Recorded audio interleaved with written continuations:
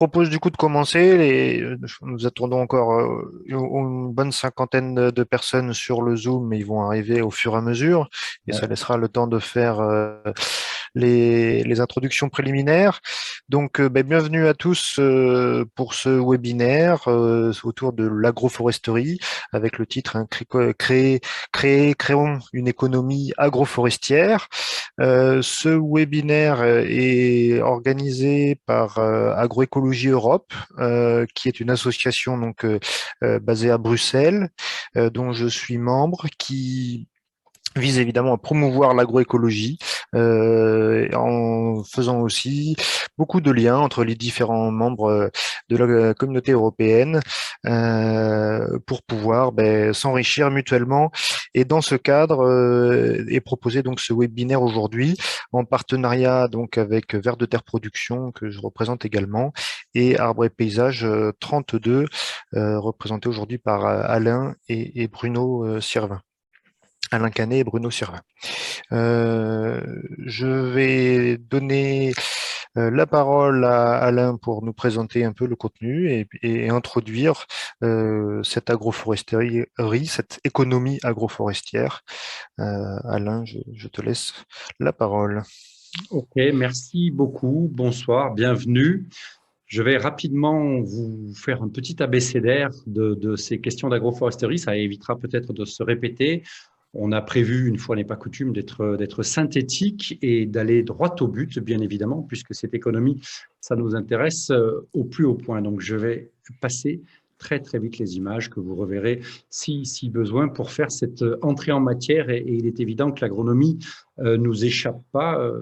Vincent vient de citer Vers de Terre, avec lesquels on est évidemment associé de longue date. Moi, je suis plus directeur d'Arbre et Paysage 32 parce que j'ai laissé la place aux jeunes, mais je suis toujours Arbre et Paysage 32, président de Carbone Fertile, le Centre national d'agroécologie. Donc, on parle d'atténuation et puis on se rend compte quand on lit un petit peu que la presse et les médias, que finalement l'arbre, on ne l'a pas totalement décrypté, vu. Ces notions de biodiversité aussi qui nous tiennent tous à cœur, bien évidemment. La botanique, on cherche aujourd'hui à former des techniciens en agroforesterie, pardon, et des gens qui connaissent les plantes, ces questions de climat, de microclimat qui ne vous ont pas échappé. La définition, on y reviendra. Et puis Bruno, en conclusion, brassera et englobera ces questions-là. Qu'est-ce que c'est que cette agroforesterie et comment elle se place dans l'agroécologie, où elle se trouve au bord des chemins, des cours d'eau, des fossés, les bouquets, les bosquets, les haies, les ripisylves, enfin, tous ces arbres champêtres dilués dans l'espace qui sont parfois aussi nombreux que les arbres forestiers. Quels sont-ils? Comment sont-ils gérés, taillés, trognés, etc., etc. Notre souci, le mal de nos sociétés, c'est l'érosion, plus que jamais. Je crois qu'on est en plein dedans. On a l'habitude de dire que 95% des agriculteurs perdent de la matière organique, perdent du carbone, perdent de la fertilité. Donc, l'érosion, c'est le début de la fin des civilisations, la fécondité des sols et en quoi les arbres participent à cette fécondité qui nous est si chère, la fructification, la diversification, l'optimisation des ressources, bien évidemment. La génétique, planter un arbre aujourd'hui pour 50, 100 ou 200 ans, le label végétal local notamment, entre autres, pour passer un petit peu vite, que plantons-nous et dans quelles conditions? L'humanité, l'humilité, l'humus, les vieux arbres, la cellule, la cabane du ver de terre avec le microbiote imprégné de l'oiseau migrateur sur cette image, l'empreinte forestière ou l'empreinte agroforestière, quelle empreinte donnons-nous à nos sols? C'est aussi le logo du passage à l'arbre, pour lequel Bruno est partie prenante. Le passage à l'arbre, c'est une formation sur le terrain et en ligne, avec Vers de Terre, évidemment, vous l'auriez compris, le passage à l'arbre pour former des techniciens en agroforesterie, ici, là-bas, ailleurs, partout dans le monde, puisque chacun est sur son terrain d'application, la jeunesse, la transmission, des enfants des arbres, planter un arbre avec des agriculteurs, avec les écoles, avec les parents. L'énergie, c'est entre autres le sujet d'aujourd'hui. Voilà le Marais Poitevin. Voilà des paysans qui ont optimisé pour produire beaucoup de choses, dont de l'énergie, des lianes, du liant, du sens dans ces principes agroforesterie. Les abeilles, les abeilles en particulier, les pollinisateurs en général, du bien fondé de l'agroforesterie et de l'agroécologie, la démonstration dans les champs, de s'y retrouver avec les agriculteurs. Aujourd'hui, un gros réseau que nous représentons d'agriculteurs faiseurs sous indicateurs de résultats. la ration du sol, le carbone, la paille, la litière, etc., etc. Ces principes élémentaires, les arbres, oui, mais les arbres avec des sols couverts. Puisqu'on est un petit peu normand, la notion de productivité qui nous intéresse au plus haut point pour dire qu'on n'a pas inventé grand-chose, par contre, d'être capable et de vérifier qu'on a utilisé toute l'énergie solaire. Ici au Maroc, des frênes soudées, des frênes fourragées qui ont permis aux paysans de se sédentariser et multiplier par 2 ou par 3 la quantité de fourrage à l'hectare. Donc des paysans pour produire, protéger, prévenir, paysager, prospérer, des paysages prospères qui sont chers à Bruno Sirvin, des produits de l'agroécologie, ceux qu'on a envie de manger, ceux qu'on a envie de finir de découvrir pour sauver nos estomacs, peut-être les sols. Les définitions, évidemment, ça c'est du travail qu'on fait avec des jeunes en insertion, essayer de tendre la main à ceux qui en ont besoin. Ça marche plutôt bien, tendre la main à ceux qui sont un peu sur la route, autour du végétal et des animaux, ça marche terriblement bien. De la régénération naturelle, évidemment, ronce, berceau du chêne. Le projet agroforestier, c'est de laisser pousser, c'est de planter, c'est d'entretenir, mais c'est de laisser pousser à grande échelle. L'urgence est à notre porte, ça ne vous a pas échappé. Jusqu'au centre, jusqu'à l'hypercentre de la ville, pour lequel il va falloir lutter contre les îlots de chaleur et éviter de partout. La transmission, quand on arrive sur une parcelle, qu'est-ce qu'on fait, qu'est-ce qu'on examine, de l'importance de travailler avec les plus jeunes et de former. Les trognes, qui sont un peu notre centre de préoccupation, où sont-elles, à quoi elles servent, produire du bois sans jamais couper les arbres, le bousier qui a un peu disparu des campagnes, le ver de terre qui nous est évidemment si cher, passer d'une civilisation, venir à une civilisation du végétal et peut-être un peu moins du métal et des intrants, cette notion de verticalité, ici extérieure avec tous les étages qu'on lui associe, et puis le fameux Internet, le disque dur, des champs mycorhiziens, de la diffusion. Comment on fait en sorte d'avoir des paysages prospères et fertiles, en opposition à ceux-ci qui sont ceux de notre quotidien, des paysages qui se désarbrent encore aujourd'hui, malgré une présence sur les territoires importantes. Et puis au centre, même type d'élevage, peut-être et probablement beaucoup plus productif. Des agriculteurs optimistes dans des paysages qui s'enrichissent de végétaux, des animaux qui reviennent. C'est aussi important pour nous de remettre un petit peu tout ça en place. L'art de récolter le soleil, d'entretenir la vie et de cultiver la pluie. Place à la photosynthèse. Voilà pour cette petite introduction. Je donne sans plus tarder la parole à Philippe Guillet. Philippe Guillet qui a œuvré longuement dans une chambre d'agriculture, n'est-ce pas, qui va finir de se présenter, avec qui nous coopérons depuis une certaine date, consultant, expert, je serais tenté de dire vieux de la vieille au bon sens du terme, sur ces questions d'agroforesterie et en particulier l'aménagement des parcours et des parcours des poulets de louer. Philippe, à toi la parole pour 12 minutes et tu peux même te mettre en plein écran si tu veux bien. J'espère que ça va fonctionner. Vous me confirmez, c'est bon? On va dire ça. Pour l'instant, on n'est pas en plein écran, mais tu peux y aller. Si, je suis en plein écran, moi. Pas pour nous. Philippe. C'est bon? Mais tu attaques, vas-y. OK. Tout le monde voit. Donc, eh bien, écoutez, bonjour. Donc, oui, comme tu l'as dit, vieux de la vieille, forestier et agroforestier encore aujourd'hui. J'ai la chance d'avoir côtoyé des acteurs de la volaille label bio et label rouge et qui m'ont invité à travailler pendant, et encore aujourd'hui, pendant plus de 30 ans sur la question de l'agroforesterie en parcours à volaille. Et donc, une des stratégies très concrètes pour avancer dans ce domaine-là, c'est effectivement de ne pas se déconnecter de tous les enjeux dont tu viens de parler, Alain, de l'économie. N'oublions pas que aménager un parcours, ça poursuit des objectifs très simples, mais simples et complexes. Le premier de ces objectifs, c'est d'accroître la résilience du système. On est dans des systèmes qui sont quelquefois, dès le début, très fragiles.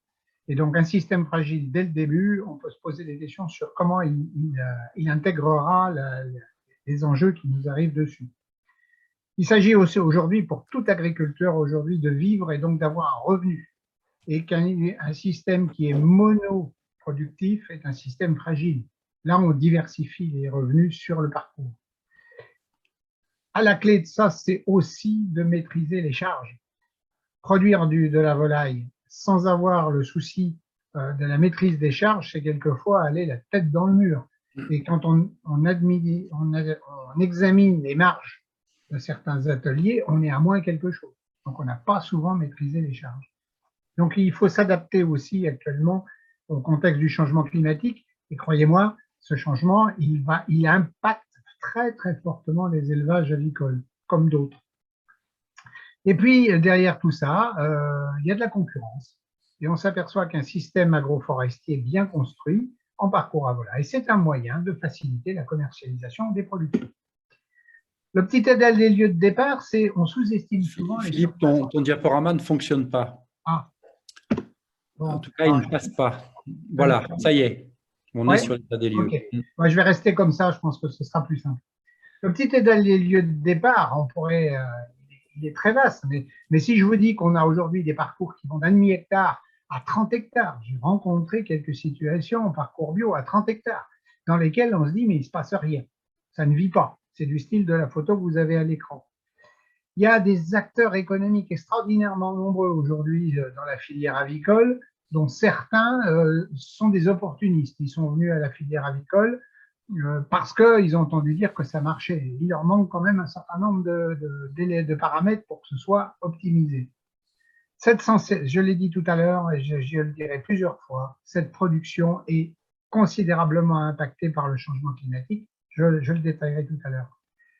Les acteurs sont tous globalement sensibles au monde animal et à la notion de bien-être, il ne faut pas l'oublier. Mais les risques environnementaux sont là. Et ces risques environnementaux, ils sont souvent balancés à la figure du monde agricole pour lui dire attention, vous multipliez les volailles, mais vous allez nous poser des problèmes d'eau, de paysage, de sol.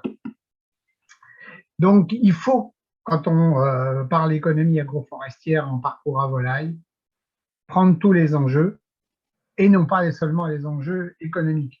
Alors moi, je vous dirais très clairement, ça peut vous surprendre, mais aujourd'hui, il faut rassurer les collectivités sur le projet avicole. Il y a énormément de bâtiments qui fleurissent dans la campagne et les acteurs se disent, mais ils nous font ce qu'ils nous font sur le port, ils sont en train de nous polluer, ils veulent sortir les volailles, d'accord, mais ça va nous poser des problèmes. Et vous avez le même type de nécessité, c'est d'apaiser la relation avec le voisinage. Quand vous habitez en frange urbaine et que vous voyez apparaître des bâtiments, voilà, il y a des gens, des comportements très inquiets. Alors, sur des argumentaires du style « vos plumes vont bloquer les routes de mon moulin », c'est complètement fou, mais ça trahit bien des choses. Mais pas seulement, il y a aussi des acteurs de l'eau qui disent « ah mais les ruissellements, vous allez polluer ». Les sols, bah oui, vous allez nous les dégrader un peu plus qu'ils ne le sont. Vous portez atteinte au paysage. Quant à la biodiversité, on ne voit pas en quoi elle est constructive d'une dimension qu'elle est prise en compte dans l'élevage volaille. Alors, cette économie agroforestière doit donc diversifier les sources de revenus, réduire, maîtriser les coûts, s'adapter au contexte, gérer le bien-être animal. Mais en même temps, moi je ne l'oublie pas, et ça me paraît essentiel, gérer le bien-être de l'éleveur. Parce qu'après tout, c'est quelque chose qui me paraît fondamental. C'est quand tout va bien, l'éleveur va bien aussi. Donc, une économie agroforestière en parcours à volaille, la diversification de revenus, voilà tout ce qu'on peut produire. Je peux produire du bois de chauffage pour la maison, pour la filière bois-énergie. On en a. Assurer son autonomie énergétique, c'est pas rien aujourd'hui quand vous avez des budgets de 4 à 5 000 euros à plusieurs familles, plusieurs foyers. Assurer une production de litière pour les élevages bovins, et oui, c'est la volaille qui contribue à l'élevage bovin, dans un contexte où la paille vaut une fortune, c'est pas inintéressant non plus. On nous parle de produire du bois d'œuvre, moi je dis souvent, soyons modestes, produire à 60 ans, essayons de produire du bois d'œuvre, mais ne nous fixons pas des objectifs qu'on ne soit pas en mesure d'atteindre. Non, c'est possible. On peut aussi alimenter les sols, comme l'a dit Alain, à travers la production de bois raméal fragmenté qui va venir en complément, se composter avec les fientes et autres, et ça va être un super produit. Je peux répondre à mes besoins en piqué, mais je produis aussi des productions annexes diverses, des fruits. L'autosuffisance, c'est déjà bien. ou l'alimentation d'une filière, ça peut être très intéressant. Les truffes, c'est possible, je l'ai vu, je l'ai rencontré, du miel, du foin. Donc, je diversifie mes sources de production. Je passe d'un terrain où il ne se passe rien en dehors de poulet qui ne s'y balade même pas, à une production diverse, soit de l'autoconsommation, soit mise sur le marché, et c'est très intéressant. Je peux réduire mes charges, 2 chiffres, tout simplement. Parce qu'il faut que lorsque j'élève des poulets en bande chers, il faut chauffer les bâtiments. Quand on voit le coût de l'énergie aujourd'hui, si je peux, avec mon aménagement de parcours, réduire les coûts énergétiques, c'est de l'économie agroforestière. Si je peux nourrir mes volailles au prix de la tonne d'aliments, si je peux prélever sur le parcours agroforestier une partie de l'alimentation, des apports journaliers de mes volailles, c'est de l'économie agroforestière très performante. Il faut que je m'adapte, il faut que mon atelier volaille soit adapté au changement climatique. Aujourd'hui, un pic de température à plus de 35 degrés, ça peut impacter de 5%, voire plus, la productivité d'un atelier volaille, 5 à 10%. Je le perds en 48 heures, il me faut 3 semaines pour le remonter. Pendant ce temps-là, je perds de l'argent. On a montré qu'un parcours agroforestier, ça peut fortement, très fortement, et limiter ces impacts climatiques. Donc ça aussi, c'est de l'économie. Chaud ou froid. Je peux développer de la biodiversité pour mes autres ateliers. On a souvent coutume de dire que le parcours agroforestier, c'est un réservoir de biodiversité au service des autres espaces. L'enjeu carbone, aujourd'hui, tout le monde le connaît. Dès lors que je plante des arbres, je fais du bien au sol, je stocke du carbone, je réponds tout à fait à ces enjeux-là. En attendant qu'on me le paye, peut-être bien un jour, peut-être moins bien un autre jour. Là, il y a quand même quelques incertitudes, mais il y a tellement d'avantages. Tout ça, je vais performer mon atelier. Tout mon système agroforestier en parcours agricole, il permet de vendre mieux. Les travaux ont été menés, le consommateur y est sensible. Il est soit en vente directe, soit par le biais de groupement, très attentif à toutes ces démarches-là. Moi, je l'ai vécu très concrètement avec les fermiers de Loué à travers toute une campagne de promotion pour inciter à l'achat des poulets à travers la plantation d'arbres. Quand vous avez 500 courriers jour qui arrivent au secrétariat des fermiers de Loué avec le stick des arbres plantés, ça veut dire que le consommateur y est très sensible. Je peux faire de mon système agroforestier un outil de promotion. Quand il s'agit de se démarquer de la concurrence, qui souvent ne fait pas ça, eh bien le consommateur, sur les marchés ou autres, quand on lui en parle, il dit « Ah ouais, celui-là me tente ». Donc il y a une démarche de promotion, une démarche de séduction du consommateur. On déclenche le process d'achat. Seul, en vente directe, ou en groupe à travers les organismes, les coopératives ou autres. Ça marche très bien, mais malheureusement, c'est quelque chose qui est globalement très peu développé. On n'en parle pas assez. La seule chose, c'est que pour que ça fonctionne, il faut toujours faire simple et fonctionnel. Je dirais, j'ai l'impression que c'est les mêmes règles dans les autres systèmes agroforestiers. Il faut surtout pas faire du photocopiage, de la reproduction à l'infini d'un modèle. Nous téléphoner en disant « Envoyez-moi les modèles, je vais les mettre », ça, c'est une fois sur deux, aller au casse-pipe. Il faut mettre de l'humain dans tout ça. On cherche le bien-être de l'éleveur, il faut aussi qu'on cherche le bien-être du milieu, la performance au milieu, donc construire des projets. Et on s'aperçoit, et Alain, tu l'as dit, que se réapproprier les savoir-faire, c'est quand même quelque chose de fondamental, parce que souvent, on a perdu les gestes de plantation, on ne sait pas forcément bien préparer le sol, on ne sait pas forcément bien protéger les plantes. Donc, il y a vraiment une démarche de réappropriation. En fait, globalement, il faut que chacun construise sa référence. Le système agroforestier en parcours à volaille est un véritable outil économique de performance et on a une marge de progression sur le sujet puisqu'on considère qu'aujourd'hui à peu près 15 à 20% des parcours à volaille en France sont correctement aménagés. Donc il nous en reste 75-80% à aménager. Merci. pour ça et j'espère que j'ai tenu. Oui, parfait. Merci. Tu es dans le timing. Merci. Du coup, on a même le temps de te demander combien de parcours tu as aménagé dans ta carrière qui n'est pas terminée. J'ai À peu près. j'ai fait à peu près 3500 parcours. Ok, très bien. 3500 Et parcours. c'est très peu, hein, très très peu par rapport au potentiel en France. Un peu Oui, partout oui. en France. Ouais, ben, tu l'as dit, remplir les vides, produire de la biomasse, de la biodiversité. On y reviendra dans le débat, hein, il y a déjà des questions, on y reviendra dans le débat. On pourrait parler aussi des omégas dans les œufs, on pourrait parler de la limitation du stress sur les animaux, etc., de l'importance hein, de ces productions.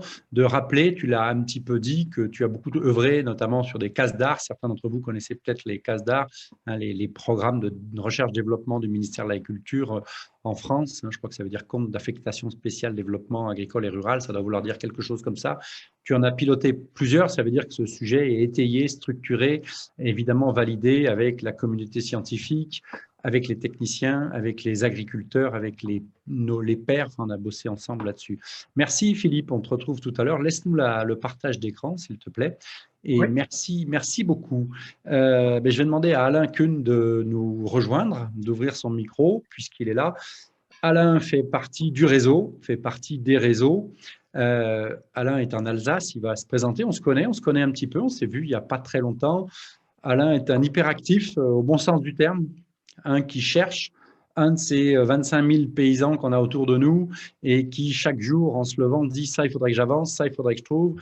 Ça, de laisser le sol nu, j'ai vu que c'était un sol foutu et je m'en rends bien compte. Donc, Alain, dans un groupe avec des partenaires, parfois un petit peu seul, il avance. Puisque je donne la formule avant, vous savez tous que boire un canon, c'est sauver un vigneron.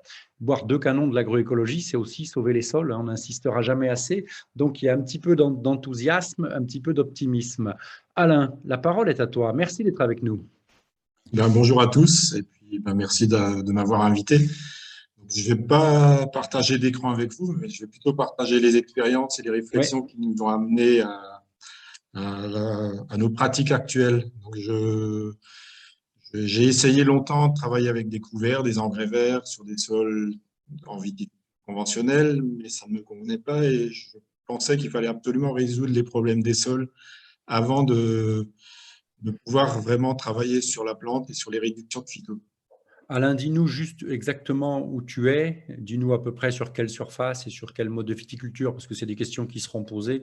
Donc, moi, je t'ai pas vraiment présenté. J'ai dit un petit peu préciser l'éventail de où tu allais. Nous t'écoutons. Viticulteur en Alsace, le Haut-Rhin, un vignoble de 13 hectares, donc familial, et vendeur de raisins dans une coopérative. Donc, c'est vrai que dans mes démarches, je cherchais, sans pour autant rentrer dans des labels qui, pour moi, sont souvent des cahiers des charges, à avancer et de trouver des appuis avec des techniciens. J'ai été très long à trouver des gens qui me guidaient, j'observais des choses, mais je n'arrivais jamais à tout expliquer. On est rentré à la Belle Vigne il y a quelques années et on est suivi par tout l'ensemble des techniciens de la Belle Vigne et je suivais déjà beaucoup de vidéos sur maraîchage de sol vivant, sur l'élevage, sur les céréales et tous ces agriculteurs qui essayaient de leur côté à trouver des solutions et qui me plaisaient bien. Donc, on est sorti d'une viticulture traditionnelle, on est passé sur du désherbage, sur des engrais verts semés, mais avec des apports de nitrates qui ne me correspondaient pas non plus pour les faire pousser.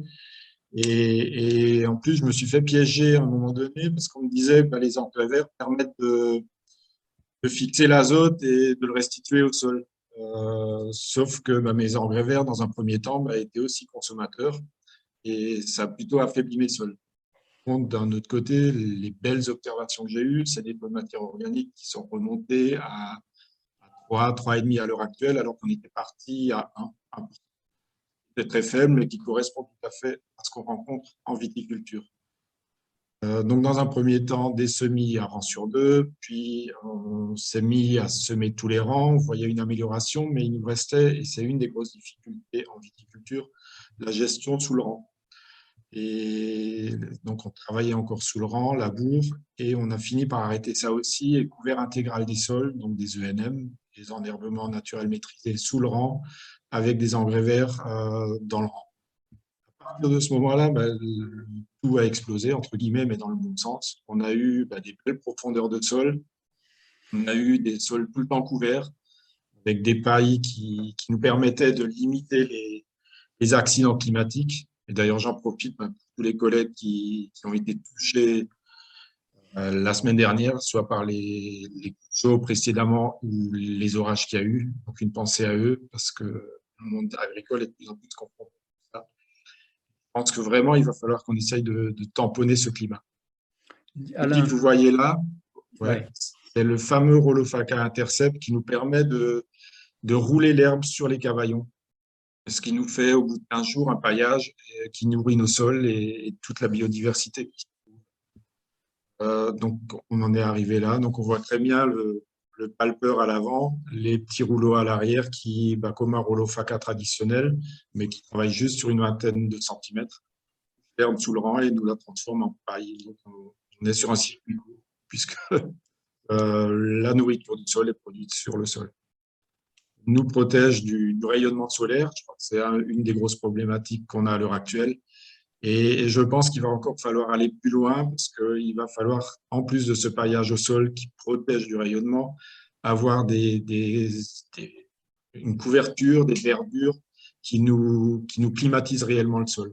Donc ça, on pourra y arriver avec des herbes qui sont en pleine activité, avec des productions d'exudats racinaires qui permettent de nourrir toute la microbiologie. Et Alain est passé chez nous cet hiver et la prochaine étape, on va s'attaquer à l'agroforesterie réellement en rajoutant des arbres de strates supérieures pour nous protéger un peu plus au moment des fortes chaleurs. Ce qu'on espère aussi, et j'y crois de plus en plus, c'est que ces arbres vont nous ramener de l'eau, que cette eau disparaît de plus en plus de nos sols. Et c'est tel, tous les agriculteurs le savent bien, quand on essaye de faire un puits, qu'on n'arrive pas à trouver de l'eau, on met une pompe s'il ne fonctionne pas bien et on arrive à avoir de plus en plus d'eau qui arrive. Je pense que la puissance de l'arbre nous permettra justement de pomper cette eau et de nous la ramener sur nos sols. Donc, on est dans cette belle démarche. Il y aura des fruits, il y aura du bois, du BRF qui vont nourrir nos sols et le carbone qu'on va fixer et toute cette énergie solaire, en fin de compte, qu'on va remettre sur les sols et qui vont dynamiser l'ensemble. Ok, très bien. Merci. Cette histoire de Rolofaca, alors je ne sais pas si elle est une histoire courante pour nos auditeurs ce soir, auquel cas on y reviendra. C'est une petite révolution. Hein. Je ne crois pas qu'il y ait beaucoup d'outils comme ça. Il y a beaucoup d'outils pour travailler les sols, il y a beaucoup d'outils pour nettoyer, pour enlever des mauvaises herbes qu'on n'appelle plus comme ça, qui aujourd'hui, on est plutôt rentré dans l'ère des plantes bioindicatrices. Hein.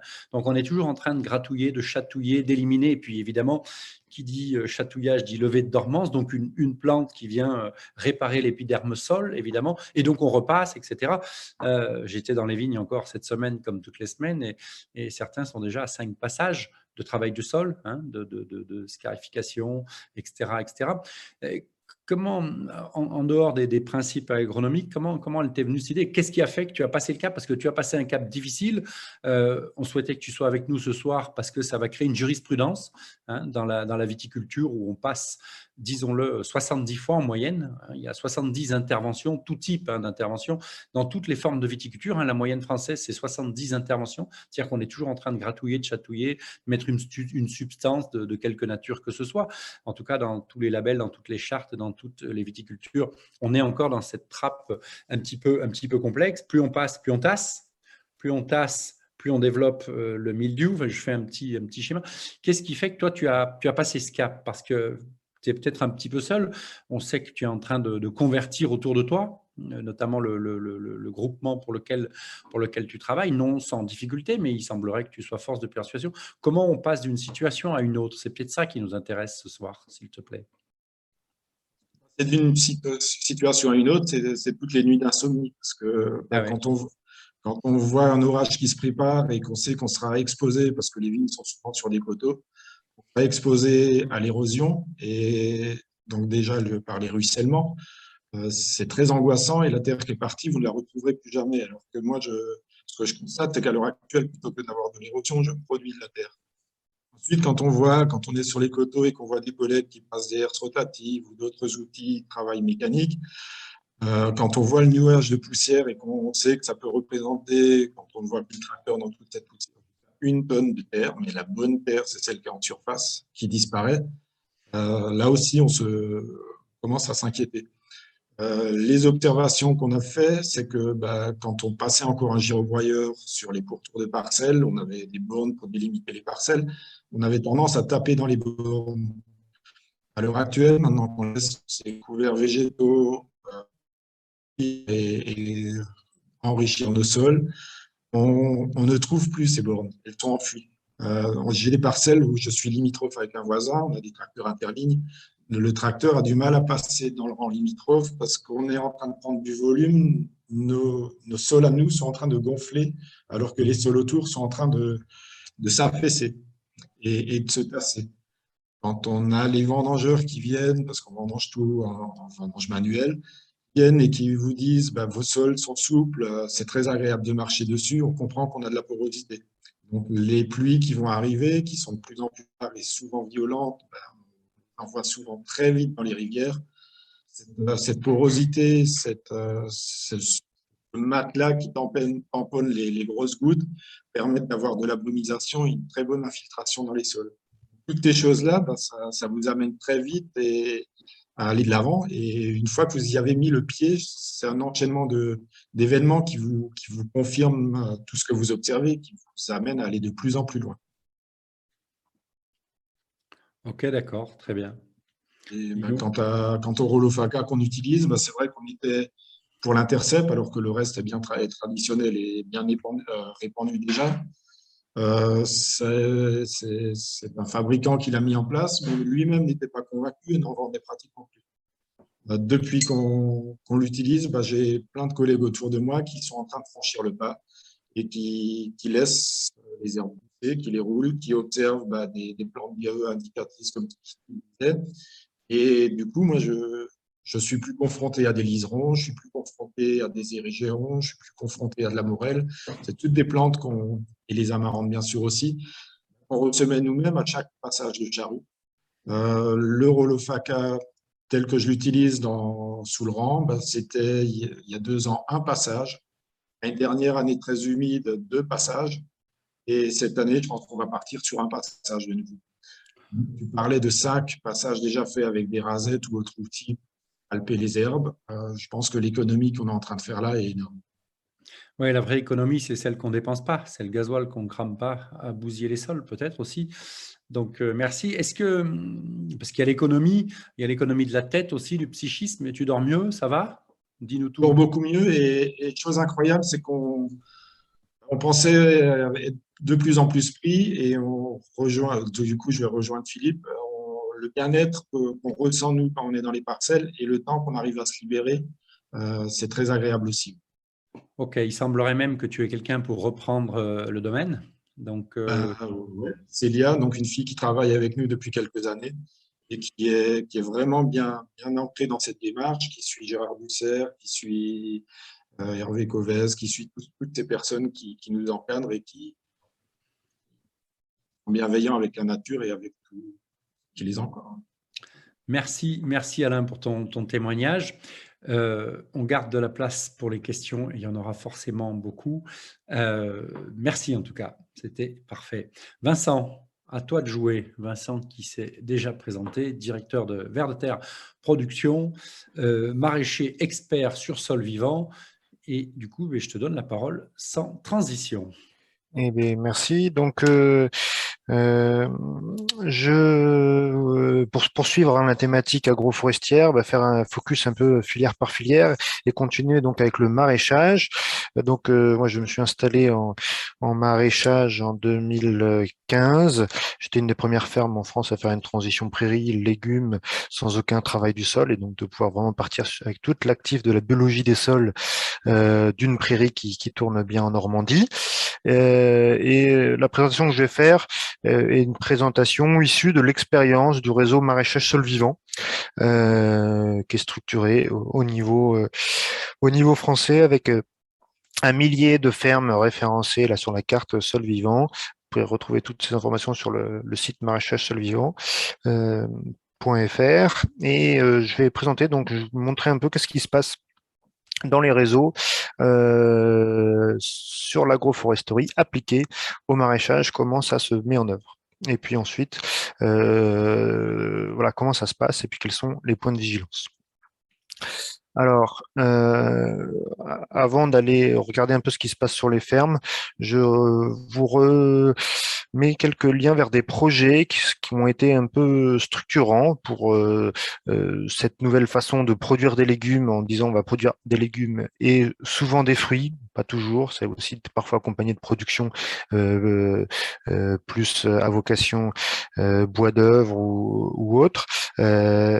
Et dans ces projets, donc il y a des projets qui ont été menés par la Chambre d'agriculture de la Drôme avec le projet Vertical, le projet Smart porté par la FAF qui visait à établir des systèmes maraîchers en agroforesterie. Donc c'était vraiment de la conception de nouveaux systèmes qui jusque-là étaient très peu documentés, et concevoir des nouveaux systèmes. Et du coup, il y a eu et ben maintenant il y a 8 ans, des premières références qui ont été créées. Et ces projets se trouvent être suivis par des nouvelles phases comme Ampusa et puis le RMT Agroforesterie aussi, qui est un réseau mixte technologique qui référence de nombreuses choses sur l'agroforesterie en général, mais en particulier aussi sur les productions maraîchères. Donc, je vous invite à aller voir un peu les publications de ces différents projets, puisqu'il y a de la matière déjà publiée et à venir avec des publications scientifiques, y compris qui documentent ce qui s'est passé, les résultats à tous les niveaux, hein, au niveau économique, au niveau environnemental, au niveau de temps de travail, qu'on produit cette mise en place de vergers au sein des jardins maraîchers. Alors, on va les voir dans le projet Smart. Le projet Smart est intéressant. Il reprécise aussi quels sont les objectifs. Pourquoi est-ce que le maraîcher a envie d'installer finalement un verger maraîcher? Finalement, pas vraiment pour un point de vue purement économique, mais plus pour une approche commerciale dans le sens de compléter une gamme de légumes, enrichir un circuit de commercialisation, mais aussi des questions environnementales évidemment, et Alain a présenté de nombreux aspects, et cet environnement est aussi, et ça a été redit plusieurs fois, lié à l'aspect humain, comment créer une zone aussi de bien-être, et clairement les arbres, et moi je le constate sur mon terrain, participent au bien-être du maraîcher, parce qu'on se retrouve vraiment dans un cocon quand on a mis en place de l'agroforesterie au sein même de ces jardins. Alors, place aux images, parce que c'est ce qui parle le plus. Donc, je vais vous montrer une longue série de photos, enfin, vous allez voir, et ça va passer assez vite. Alors, l'agroforesterie, typiquement dans le projet Smart, il y avait un maraîcher en sol vivant qui a participé, que je salue, qui s'appelle Édouard Stalin, ferme des Ruffaux, et qui a implanté donc un verger moyenne tige autour de ces parcelles. Donc, les espacements sont relativement étroits au démarrage dans la première conception qui avait été réalisée, je pense, dans les années 2014. Et vous voyez aujourd'hui des arbres qui sont qui ont 7-8 ans, hein, à l'image, et qui commencent à prendre vraiment place au sein des parcelles maraîchères. sur la ferme, une autre ferme, alors, je voulais aussi montrer un peu des implantations, donc ben voilà à quoi ressemble une implantation. Alors ici c'est du bastige qui est implanté sur une ferme et qui va vraiment venir amener du paysage, de la structure. Alors là c'est vous voyez des fils très hauts, c'est du houblon, donc il y a du fruitier, il y a du houblon et ça vient vraiment structurer le paysage, l'apport de ces éléments qui sont vraiment un bonus bien-être, un bonus aussi évidemment de production et une conception qui vient s'intégrer dans les jardins plutôt au fur et à mesure de l'installation du maraîcher. Alors ici, on voit toujours en Normandie euh, une approche assez pragmatique qui a été développée par le Jardin de demain avec la production de bastiges très précoces avec des pommiers qui peuvent produire dès la troisième année, troisième année, des poiriers qui peuvent produire dès 3-4 ans avec des variétés sélectionnées pour être très très précoces avec un bon porte-greffe, avec un bon choix variétal et qui permet aussi surtout de nanifier au maximum le développement des vergers, puisqu'en Normandie, enfin, dans le nord de la France, hein, globalement, on a une concurrence à la lumière qu'il va falloir déterminer entre le légume et l'arbre, et qu'il va falloir limiter dans le nord de la France et qui va être plutôt bénéfique évidemment dans le sud de la France. Et cette concurrence, bah, pour la limiter, l'idéal c'est finalement de recourir dans le nord de la France à des arbres qui naturellement ne vont pas trop haut et qui naturellement ont un port de maximum 3, 4, 5 mètres. Et donc pour ça, pour ce faire, il y a vraiment nécessité de trouver les porte-greffes qui vont définir la taille adulte de l'arbre. Et du coup aussi moins être dans une lutte de la taille, lutte contre la croissance, l'extension de l'arbre, donc avec des espèces qui sont très nanifiantes. Alors, voilà, donc une autre image avec la diversité d'espèces. Sur la ferme des Ruffaux, donc oui, je voulais revenir un peu sur tout ce qui était la taille. La taille, c'est quelque chose d'important. Mais sur la ferme de Ruffaux, en fait, ce qui s'est passé, c'est que finalement, à partir de 7-8 ans, les pommiers ont commencé à s'exprimer, à prendre de la place et à latéraliser, ce qui gêne le passage du tracteur, ce qui gêne la lumière. Et donc, il y a eu tout un travail qui a été fait pour redonner de la place pour le maraîcher dans ses planches. Et donc, il y a des réflexions qui sont faites aussi sur la densité. Et donc, c'est quelque chose qu'on voit assez souvent revenir dans les premiers projets, c'est que les densités l'espace interrang est généralement un peu trop étroit. Là, on est sur du 10 mètres de mémoire et on voit les maraîchers finalement souvent se plaindre d'espacements trop resserrés entre interrangs. Alors sur la ligne, c'est pas du tout le problème, mais entre les rangs. Donc il y a ces retours d'expérience qui sont assez fréquents dans le réseau où au départ on se dit bah oui, c'est bon, il y a de la place parce que l'arbre est petit, et puis on a du mal à imaginer l'arbre qui grandit, l'arbre qui prend de la place, qui s'exprime. Et dans ce cas-là, on se retrouve parfois, même dans des cas extrêmes, à couper un rang sur deux du fait de la mauvaise conception. Donc moi, je vais pas rentrer dans le détail de comment concevoir. Je renvoie par exemple typiquement au projet Smart sur comment concevoir, mais de vous faire des retours d'expérience sur comment vivent les maraîchers du réseau avec de la maturité, l'implantation de ces vergers. Et c'est vrai que l'un des premiers retours, c'est les arbres prennent trop de place. Attention à la taille pour pouvoir corriger ça, mais aussi attention à la conception dès le départ qui engendre évidemment la pérennité du projet derrière. Et donc, vous voyez typiquement sur cette image un arbre qui va être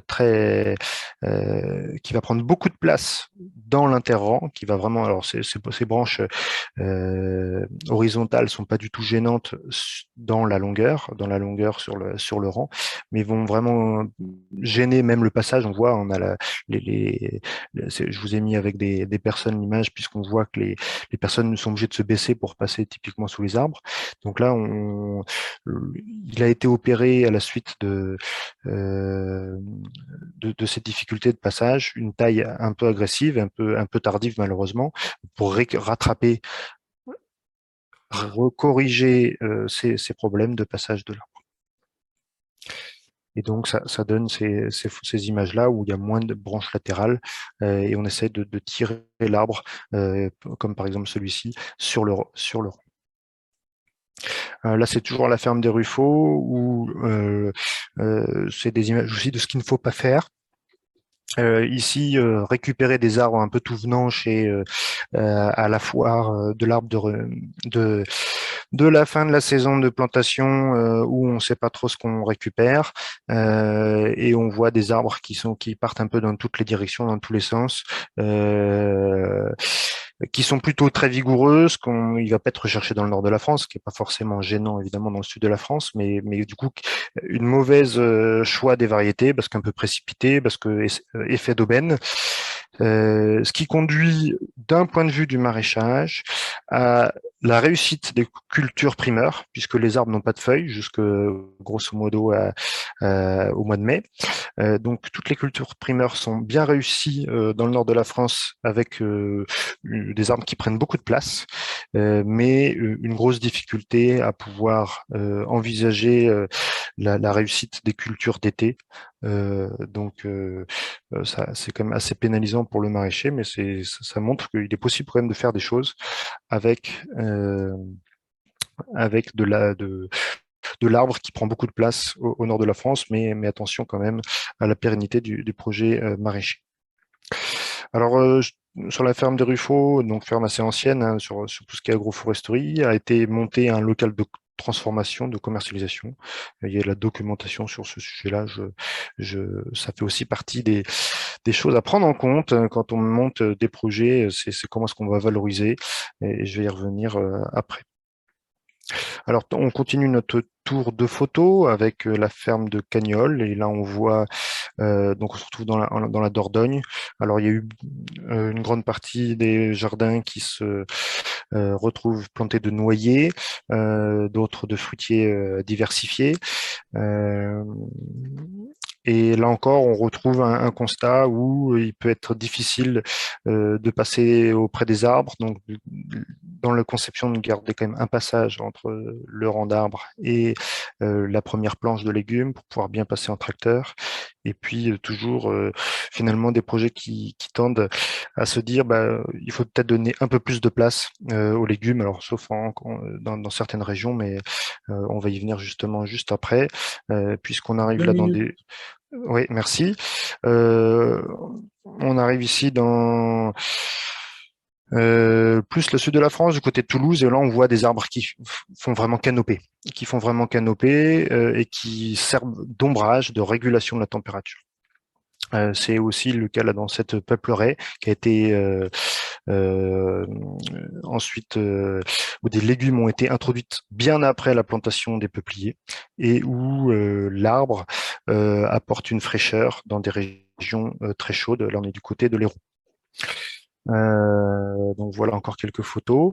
Et puis je vais rapidement adresser différents points de vigilance. Ça va être une confirmation de ce qu'on a vu. Donc attention, la carte d'ensoleillement montre clairement qu'il y a quand même une zone très propice en sud-est à des zones très forts ensoleillement et que c'est pas forcément le cas dans le reste de la France quand on veut vraiment densifier. Donc on le voit que dans les zones jusque voilà le grand quart sud-est fonctionne très bien pour des hautes tiges, mais pour des arbres qui protègent qui font canopée, mais en delà de ces zones, il va falloir faire attention. Le choix variétal est très important. La taille des arbres, je renvoie aux travaux de Marceau Bourdaillass, qui permettent de donner de la lumière, qui permettent de faciliter la récolte si on travaille sur les fruits. Alors, et puis, on voit que créer une économie avec les fruitiers en maraîchage, c'est pas forcément la première chose qui arrive comme bénéfice, puisqu'il va falloir valoriser des fruits, trouver la disponibilité. Dans un métier, on est déjà très occupé, donc c'est vraiment des projets qui doivent être bien conçus au démarrage pour qu'ils puissent bien fonctionner. De travailler sur les gammes de produits, travailler sur les temps. Là, on voit un diagramme là, avec le projet SMART qui présente finalement des périodes où il y a du travail en termes de récolte qui sont les mêmes que celles de la charge d'activité du maraîchage.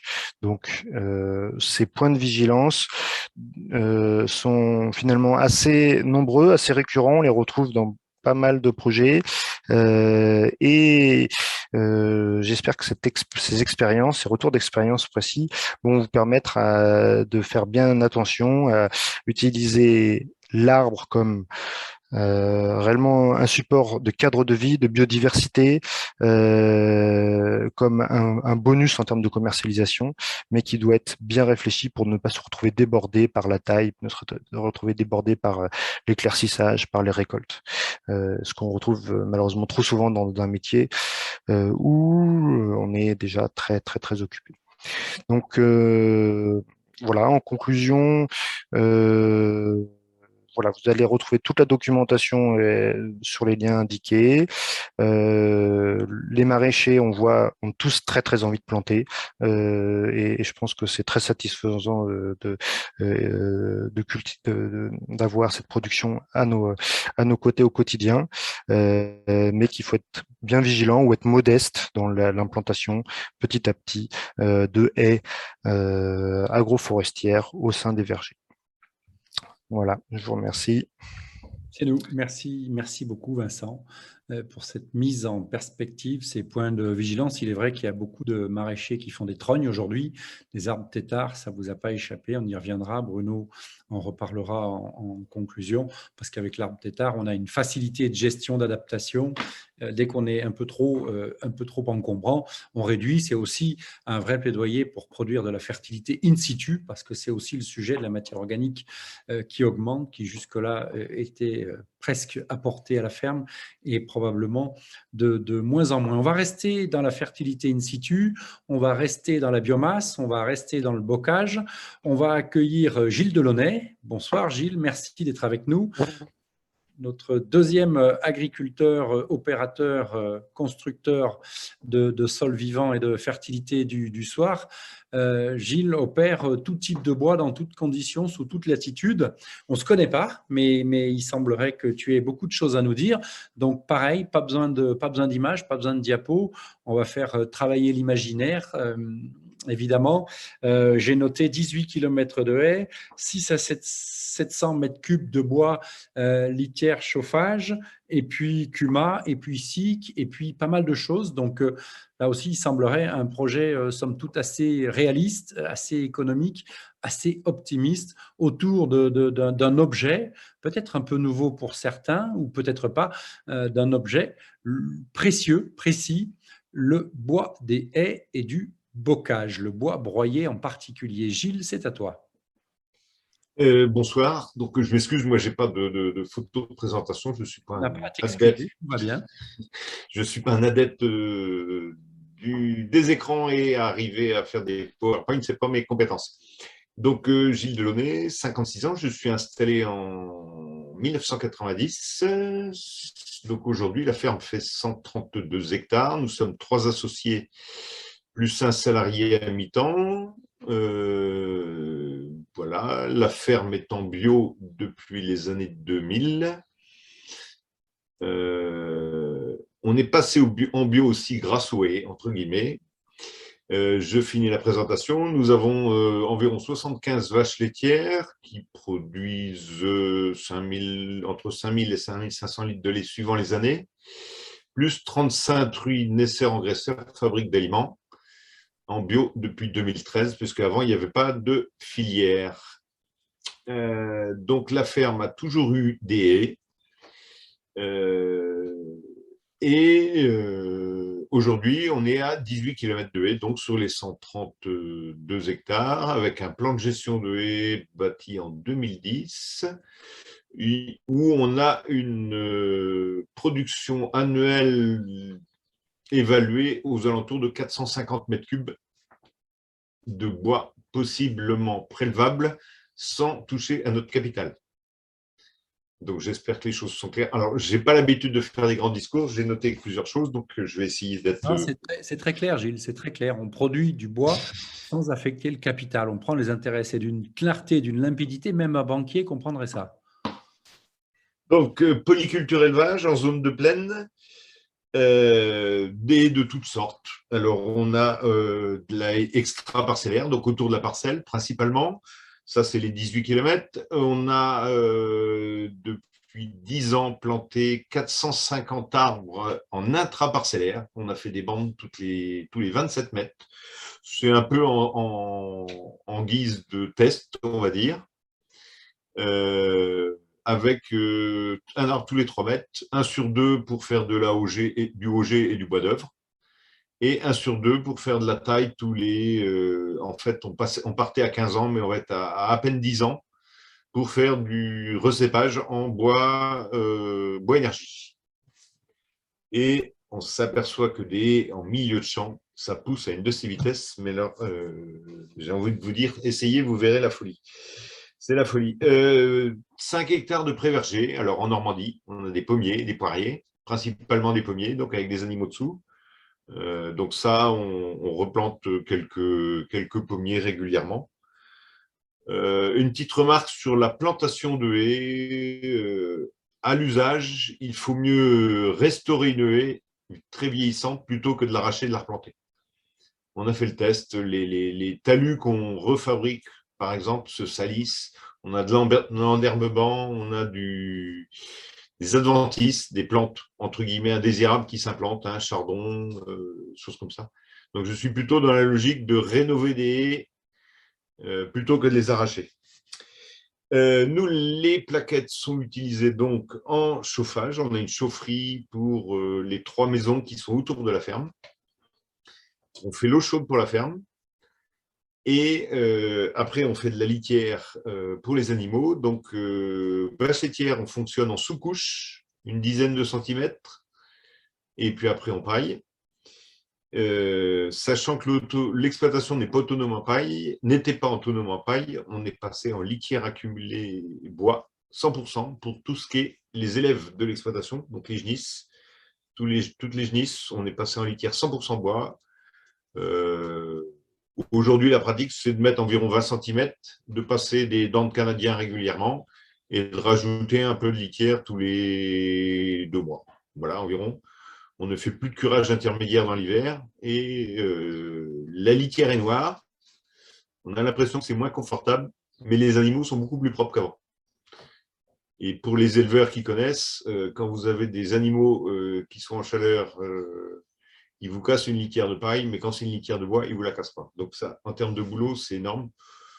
Nous, c'est environ 15 minutes de boulot par semaine pour une stabulation qui contient environ 50 animaux, par rapport à un système avant où il fallait mettre de la paille 2 à 3 fois la semaine, sans compter un curage intermédiaire durant l'hiver.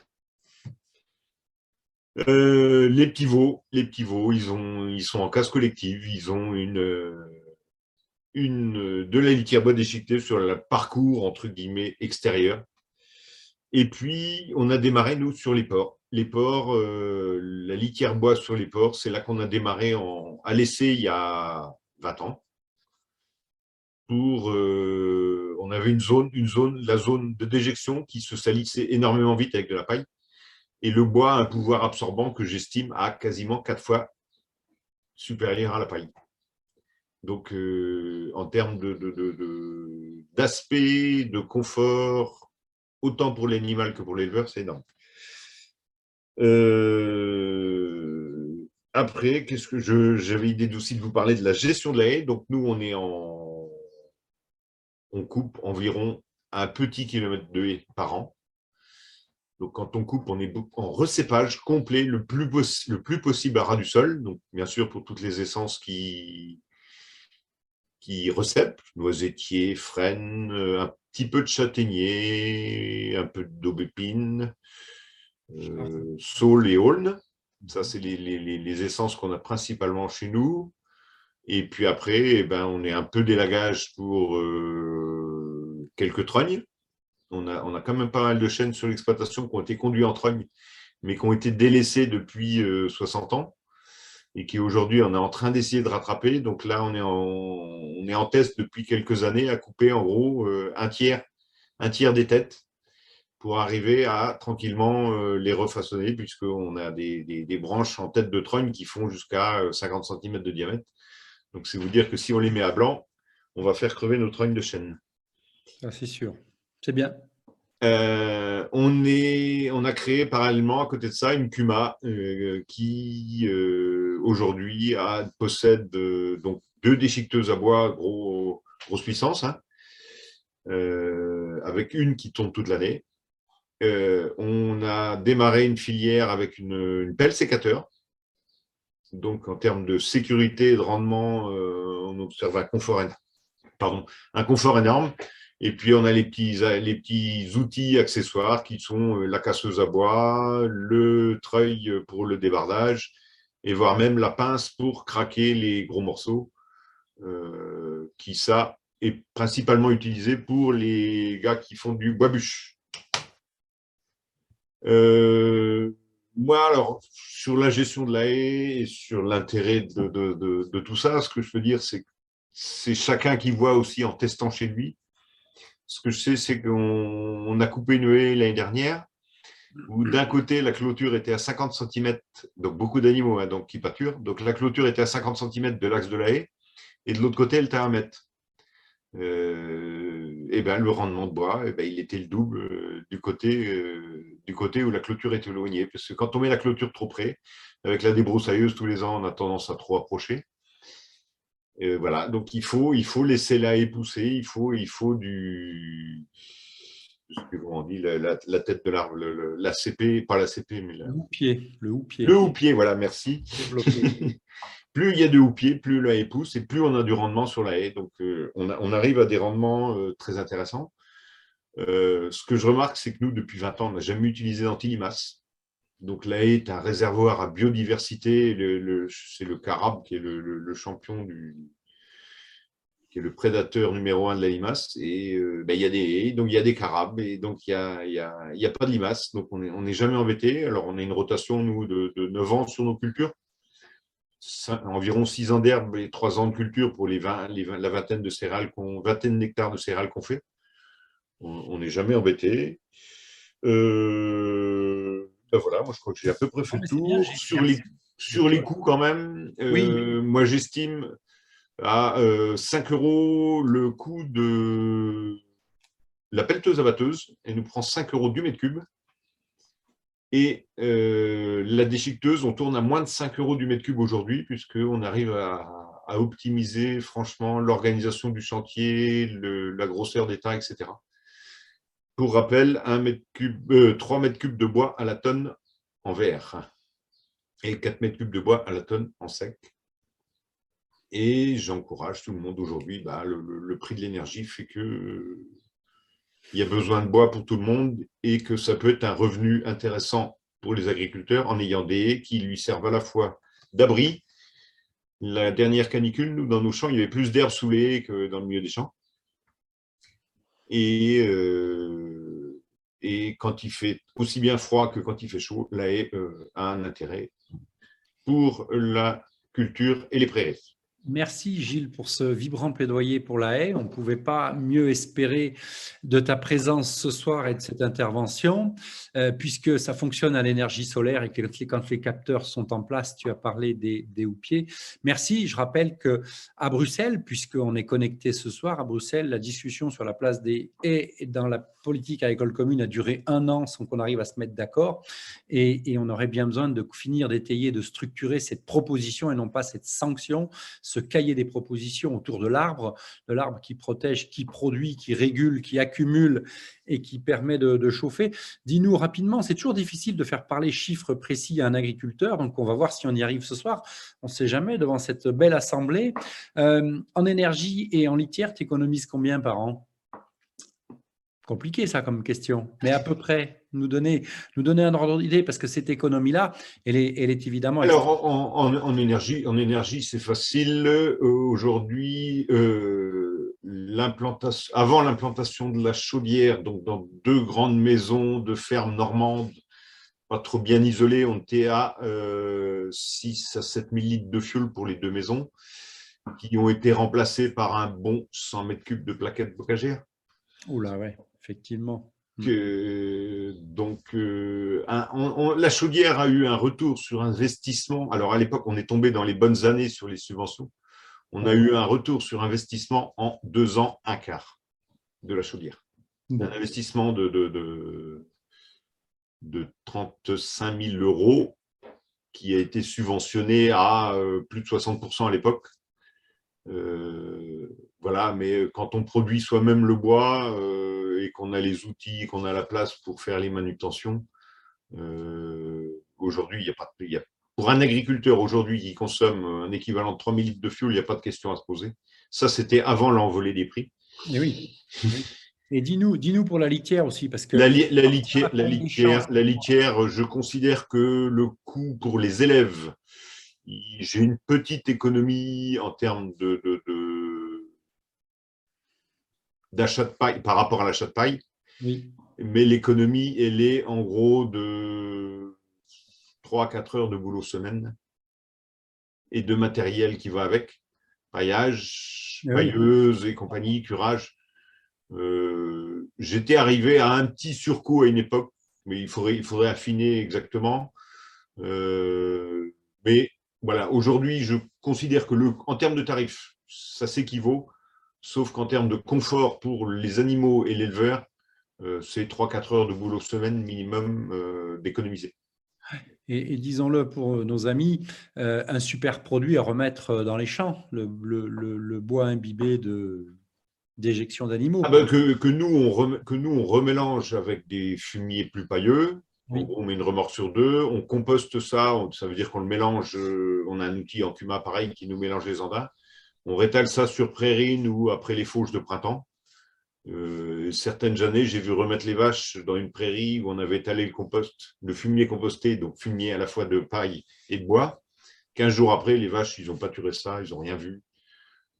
On a des volumes légers, on a une liberté d'épandage au mois de juin, pour vous dire que nous, dans un système où beaucoup de maïs est fait, donc les gars épandent leur fumier en mars et avril. Nous, on a l'épandeur pour nous tout le mois de juin, tout le mois de juillet quand on veut. Et on s'en sert quasiment comme un semoir à engrais. Merci beaucoup. Tu restes avec nous. Il y aura probablement des questions auxquelles tu répondras tout aussi précisément. Merci beaucoup. Dernier intervenant de cette session, Bruno Sirvin. Bruno qui est mon bras droit ou mon bras gauche, je ne sais pas trop, ou parfois mon cerveau, depuis un certain nombre d'années, puisque nous aussi, on existe à Arbres et Paysages 32 depuis 32 ans, depuis 1990, comme l'année de ton installation, et depuis 1990, cette association d'agriculteurs, et puis ces associations, ou pas forcément associations, ces opérateurs, une cinquantaine à peu près dans l'Hexagone, œuvrent à faire connaître, à faire reconnaître, à faire comprendre, à mettre en œuvre, à tisser les liens, parfois mettre en scène, parfois juste impulser. Et puis Gilles, tu es le bel exemple de ceux qui font, qui une fois que le sujet est lancé. Bruno est un grand contemplateur d'arbres qui poussent, d'arbres qui poussent, puisqu'il a compris depuis fort longtemps. Il a écrit Le génie de l'arbre, notamment un vibrant plaidoyer pour l'agroforesterie de 400 pages avec 25 ou 30 ans de recul dedans. Bruno aussi, il fonctionne à l'énergie solaire. Et ce soir, on va parler d'agroforesterie paresseuse en conclusion de cette table ronde. Bruno. Oui, bonjour à tous. Je vais essayer de faire une petite synthèse avec cette posture effectivement de contemplatif, puisque, voilà, pardonnez-moi, je vais essayer de... Vous voyez mon partage, j'imagine? Parfait, ça fonctionne, c'est parfait, Bruno. Puisqu'on entend beaucoup que s'il y a des arbres, ça veut dire qu'il y a un entretien. Si on fait de l'agroforesterie, ça veut dire que c'est un gros engagement. Alors, c'est vrai que ça ne se fait pas tout seul, mais je fais exprès de prendre un peu le contre-pied et de rappeler que la nature est bien faite et qu'elle permet, par son fonctionnement autonome, qu'elle nous permet beaucoup de choses dans l'agrosystème. Voilà. Donc, évidemment, je ne serai pas exhaustif sur le sujet, mais j'ai essayé de, à la fois, retrouver certaines choses qui ont été dites et partir de cette posture un peu ambitieuse qui est que, comme tu le disais Alain, la meilleure économie, c'est lorsqu'on ne fait rien, au moins, on ne dépense pas. Voilà. Alors, on va parler d'agroforesterie, et catégorie d'agroforesterie, pour être bien clair, il y a l'agroforesterie des champs, entre guillemets, c'est-à-dire l'agroforesterie des productions végétales. Là, on va mettre le maraîchage, on va mettre la vigne, on va mettre tout ce qui est de l'ordre du végétal, à distinguer de l'agroforesterie des prés. Et là, l'agroforesterie des prés, bien sûr, ça correspond à tous les élevages, quels qu'ils soient, hein, pas forcément ce paysage de prés pour les bovins, mais aussi, on l'a vu avec Philippe, hein. Et puis, une troisième forme d'agroforesterie qui est mixte, qui est intégrée, c'est l'agroforesterie où sont ces espaces et ces systèmes qui ont une double vocation et une double production. On l'a vu tout à l'heure avec le jardin verger. On a parlé aussi de pré-verger, c'est-à-dire l'arbre n'est plus en assistance ou en accompagnement, voire en coproduction. Il est vraiment la double production, la coproduction principale du système. Bon, par exemple, là, c'est un prébois. On produit à la fois du bois et de la feuille et de l'herbe. C'est un pâturage. Le jardin verger que l'on voyait tout à l'heure, c'est ça. C'est à la fois des fruits, à la fois le maraîchage classique. C'est une distinction qui est importante, ça, parce que parfois, on mélange un peu toutes les choses et de bien voir comment les choses peuvent fonctionner dans la production végétale, de distinguer de la production animale. Parfois, ça peut se mixer aussi. Il peut y avoir des animaux qui viennent ensuite sur des lieux de culture, mais il faut vraiment avoir ces deux choses-là, avec en ce qui concerne cette agroforesterie mixte, qui concerne surtout l'élevage, le silvopastoralisme, qui est un cas un peu exacerbé, qu'on qualifie trop souvent de cueillette, mais effectivement, parfois, les animaux sont dans des espaces où la production de fourrage, qu'il soit ligneux ou herbe, c'est zéro phyto, zéro irrigation, zéro semis, tout est gratuit. Et ça, c'est pour moi, je pense, une des directions à prendre. La nature fonctionne toute seule et on peut gratuitement en tirer profit. Voilà. Donc, qu'est-ce que c'est que l'agroforesterie? Encore quelques définitions, hein. Si on regarde la géométrie classique vue du ciel, des points, des lignes de surface de toute forme. Nous ne parlerons pas de l'agroforesterie sous couvert forestier, hein, en sous-bois, comme cela existe dans d'autres latitudes. On va rester. Et puis, avec, comme vous le voyez, la possibilité d'avoir toutes ces formes, que ce soit en bordure ou au sein des parcelles. Autrement dit, des bouquets, des arbres isolés, des bosquets, des alignements, des haies, que ce soit à l'intérieur ou à l'extérieur des parcelles. Et puis, lorsqu'on parle d'arbres, on va parler d'arbres de toute génération, bien sûr, des jeunes, des vieux, des malades aussi, parce que les arbres ont cette capacité de pouvoir être à la fois vivants et morts. Et bien sûr, des arbres morts qui, on l'oublie trop souvent, font partie de ce cycle agroforestier qui va de la naissance à la mort dans un rebouclage permanent, bien sûr. Voilà, alors rapidement, on ne va pas s'attarder sur toutes les positives, mais enfin, on voit tout ce que peut contenir en termes de lianes, de moisissures, imaginez tous les micro-organismes qui peuvent vivre dans cet espace-là, avec comme pilote principal l'arbre, et avec toutes ces choses qui peuvent se combiner de manière plus ou moins floue et poreuse, le plein, le vide, le sec, l'humide, le clair, l'obscur, l'ombre, la lumière, bien sûr. C'est ça, hein, le pilotage de l'arbre. Le vieux, le jeune, je disais, le mort, le vivant, etc., etc. Et puis, avec toutes les combinaisons possibles que nous, humains, pouvons piloter et diriger. Ça, c'est une notion importante parce que effectivement, la nature, elle tourne, mais on la domestique. Parfois, on la cultive même. C'est même bien l'objet de notre histoire. Et parfois, même, on a construit le paysage et le fonctionnement. Ne pas oublier le rôle du sauvage dans cette dimension. Et là, je prends dans notre approche économique la dimension paysage.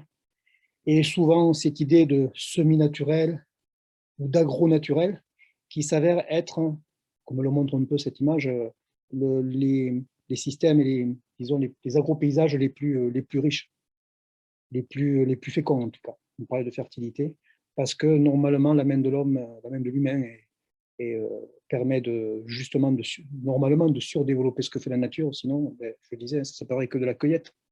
Mais l'importance de pouvoir intervenir, et la plupart des milieux que l'on connaît qui produisent dans des conditions très très difficiles peuvent produire parce que l'humain est à côté. Voilà. Et puis après, bon, tout un tas d'autres dialectiques entre ce qui est permanent et ce qui ne l'est pas, ce qui est solide et qui ne l'est pas, entre ce qu'on considère être précieux et ce qui est plutôt banal, et puis entre l'ordinaire et l'exceptionnel, il faut accepter que tout ça puisse se mélanger et changer notre regard, parce que ce qui est exceptionnel aujourd'hui ne l'est peut-être pas pour tout le monde, ne le sera peut-être pas demain, et l'ordinaire d'aujourd'hui prend une autre valeur. Quand on parle d'économie, la notion de valeur me paraît essentielle, et il faut essayer d'avoir dans cette vision-là tout le vocabulaire et toutes les clés de lecture. Et voilà, lorsqu'on parle de vivant, évidemment, on va parler de mort, mais on va surtout parler, dans ce rebouclage, mais on va surtout parler d'adaptation. Si on peut définir un des aspects principaux du vivant, c'est d'adaptation, et qu'il y ait adaptation dans tout un contexte, ça veut dire aussi interaction. On va parler de sauvage, puisque, comme on le voit dans ce paysage, la plupart des ligneux que l'on voit devant nous n'ont jamais été plantés, peut-être quelques-uns. En tout cas, ils ont été choisis, dirigés, acceptés. Et cette idée de sauvage, d'une évolution qui se fait d'elle-même, voilà, sauvage, c'est ça, c'est cette idée d'évolution contre laquelle il ne faut pas forcément aller, qu'il faut accompagner. Et c'est vrai que parfois, la main de l'homme peut contrarier cette évolution. Il faut toujours garder un peu de sauvage. J'insiste sur cette notion-là. Dans nos espaces agroforestiers, des espaces où notamment il y a des ligneux, mais d'autres choses aussi, qui soient laissés à leur libre cours d'évolution sur le plan d'adaptation des espèces et des adaptations génétiques. Et puis un mot qui est important, le mot de nature, vous voyez, je le distingue beaucoup de l'idée du sauvage. Et la nature, c'est cette capacité à renaître, nature, naître, c'est la même origine, à se renouveler continuellement, perpétuellement, et à perpétuer justement le vivant et le sauvage. Donc cette idée, cette vision d'une économie de l'agroforesterie et de l'agriculture en général, par la nature, ça veut dire la durabilité et l'idée que ça puisse tout le temps fonctionner. Voilà. Et puis lorsqu'on parle d'économie, je vous suggère aussi de réfléchir à ça, c'est ce que fait la nature. Et si on doit s'inscrire dans ces boucles et ces cycles et recycles du vivant, il faut qu'on en respecte l'économie. Et cette économie, c'est plusieurs choses à la fois. Hein. Le terme économie veut dire ceci, c'est à la fois gérer des richesses, c'est favoriser les échanges, et puis, comme on le disait, éviter les dépenses. Ça, c'est la première règle. Et épargner, c'est-à-dire capitaliser. La nature nous montre qu'elle ne fait que ça. Certes produire, certes donner, mais aussi assurer le capital. Et si on resserre sur la question de l'arbre, enfin le végétal et l'arbre en particulier, nous montre qu'il est capable de faire tout ça. Et faire de l'agroforesterie, c'est accepter et se conformer à cette économie-là. Et puis, si on peut résumer, tu disais Alain que j'ai été le fautif avec toi et d'autres du génie de l'arbre, c'est l'idée que le mot génie est très très important au-delà de la métaphore et de tout l'imaginaire qui va derrière, mais l'imaginaire légitime, hein, puisque génie, ça veut dire aussi générer. Alors là, on est sur les 3 génies qui fondent notre vie, et nos agrosystèmes et notre agroforesterie. Le génie végétal, hein, c'est ce miracle de la biomasse qui fait que, avec quelques micro-organismes, beaucoup plus complexes, et des graines, et puis tout d'un coup, ça explose, hein, ça a été dit, hein, entre les haies en plein champ, ça, je ne me souviens plus du terme qui a été utilisé, ça explose. Ouais.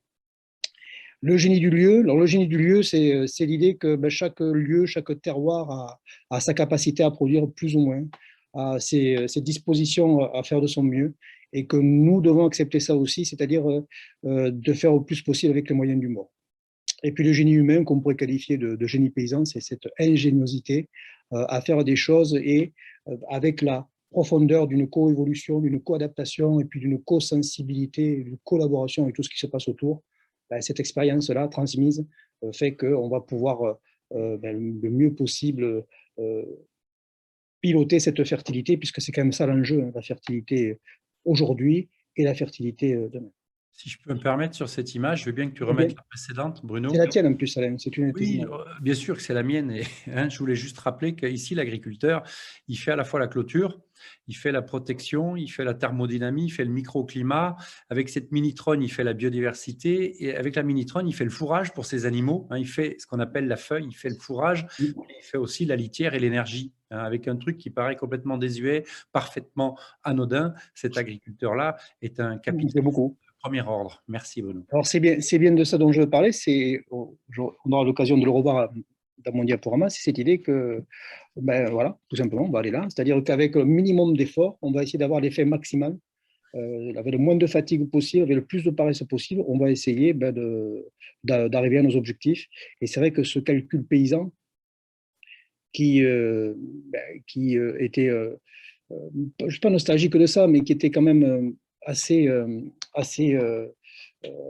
comment dire, incontournable, puisqu'on avait peu de moyens, il fallait un peu tout économiser, vraiment économiser les surfaces, sur une seule surface, faire le plus de choses possible, économiser les ressources, vraiment avec le minimum, hein, on parlait tout à l'heure de fumier, mais d'essayer de ne pas faire venir les ressources de l'extérieur, de ne pas gaspiller, et de vraiment, avec un minimum, toujours pareil, faire le maximum. Et puis l'économie du geste, avec ce souci d'efficacité, et d'efficacité dans le temps, c'est-à-dire de l'efficience. Apparemment, ce que nous montre la nature, là aussi, sans être trop positif, la nature nous montre cette efficience. Et ça, c'est vraiment quelque chose qui est important. Enfin, globalement, c'est une économie de moyens sur laquelle il faut viser. Ça pourrait être la définition de l'agroécologie, hein, et avec une notion de rusticité, c'est-à-dire avec des choses simples, ou apparemment simples plutôt. Apparemment simples, on peut faire énormément de choses et dans la durée. Alors, on va quand même se resserrer un peu sur la question de l'arbre. Donc, je voulais insister là-dessus, sur l'idée qu'un arbre, c'est par définition autonome, comme toute plante. Et ça, on l'oublie. Cet arbre, il n'a pas été touché peut-être depuis 80 ans. Et ça, c'est vrai, c'est une chose à laquelle je suis souvent confronté. On me dit, ouais, mais là, il y a un arbre, il va falloir entretenir. Devant chez moi, ou cet arbre-là, moi, j'ai des arbres qui n'ont jamais été touchés depuis. Parce qu'ils sont à leur bonne place et qu'on n'a pas besoin de les déranger. Et puis, de toute manière, en termes d'assistance sur son alimentation et sur les moyens dont il dispose pour vivre, on ne peut rien faire. Comme ça, il est obligatoirement autonome. Par contre, dans sa prise d'espace, disons, s'il est bien placé, on n'a rien à lui reprocher. Donc, rappeler des choses toutes bêtes, mais qu'un arbre, c'est absolument gratuit. Ça peut être gratuit, en tout cas. Et ce développement l'est.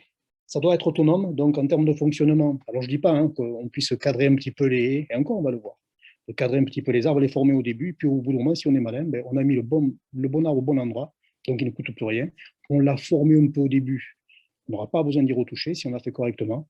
Et puis voilà. Donc, et puis ne pas oublier que si on colle aussi à ces cycles de la nature, il est absolument renouvelable et indéfiniment renouvelable.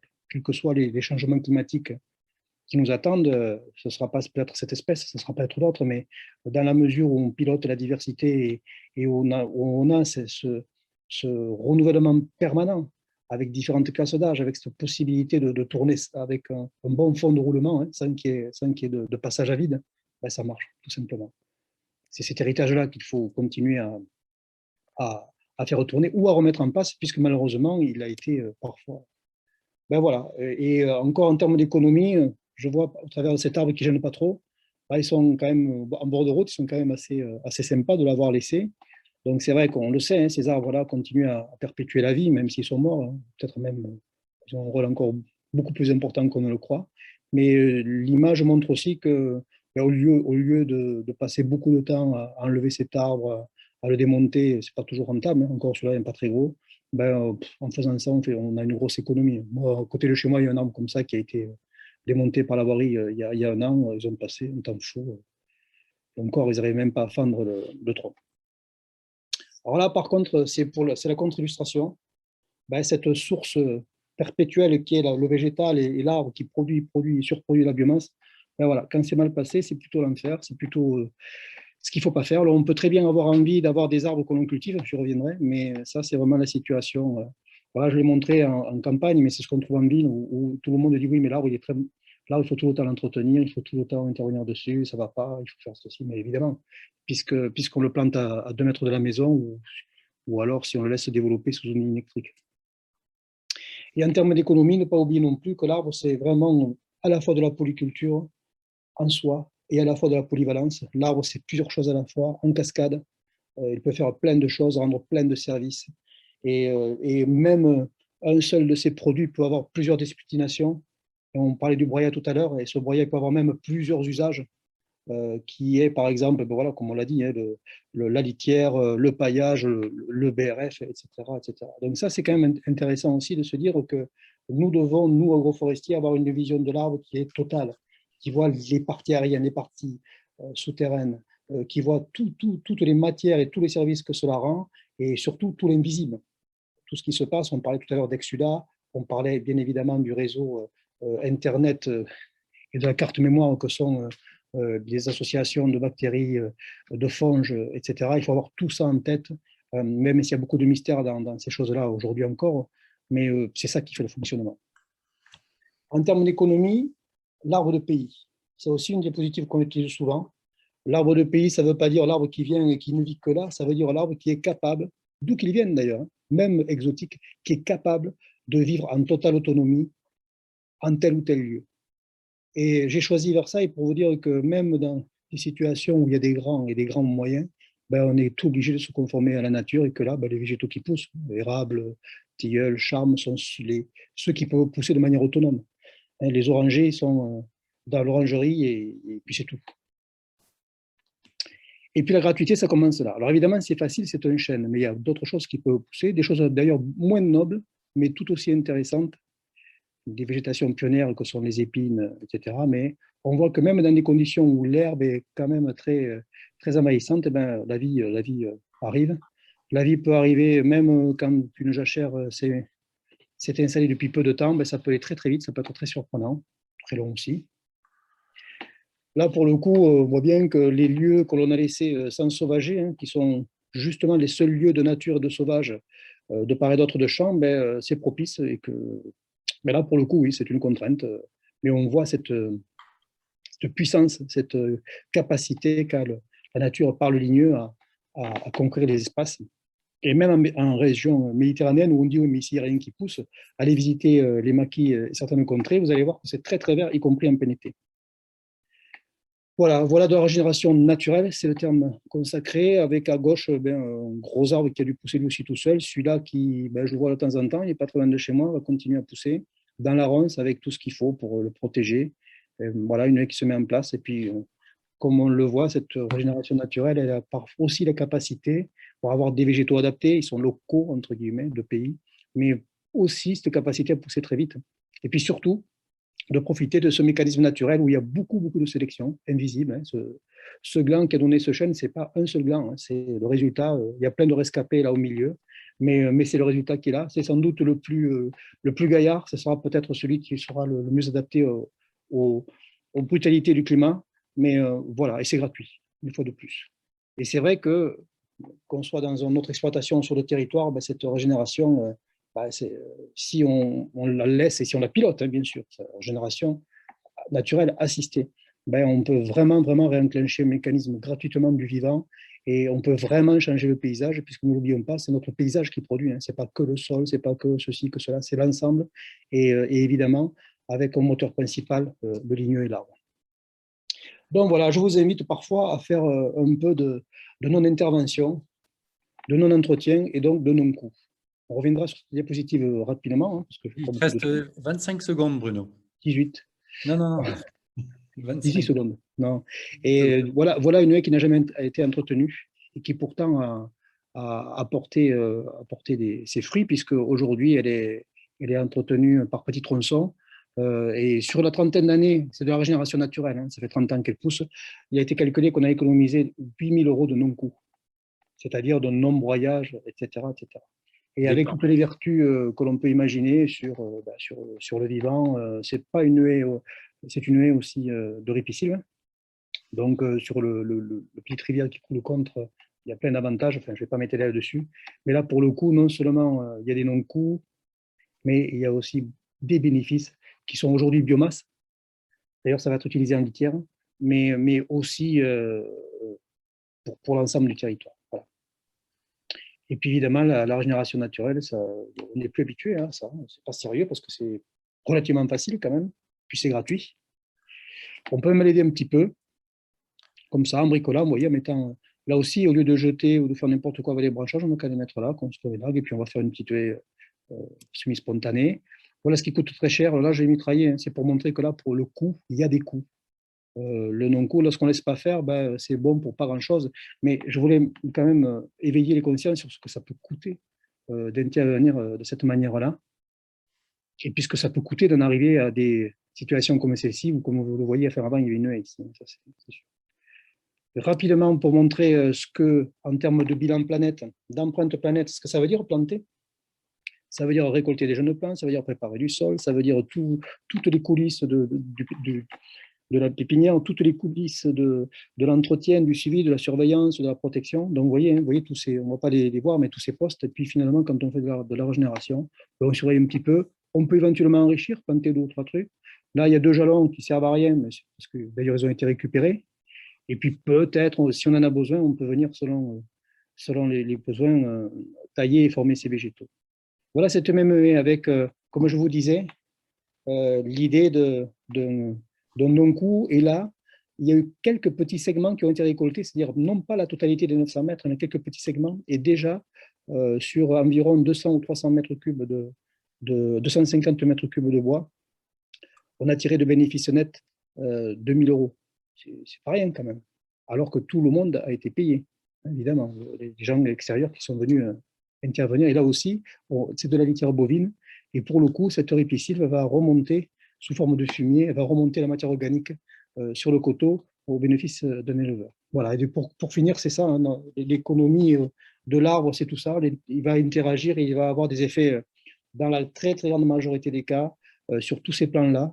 Un seul objet, un seul être vivant est capable d'améliorer et de bonifier dans la durée tout l'air, le climat, la biomasse, le paysage, l'eau, le sol. Ça, on le sait, mais ça, c'est une vraie économie qu'on a du mal aujourd'hui à faire reconnaître de manière totale à nos décideurs.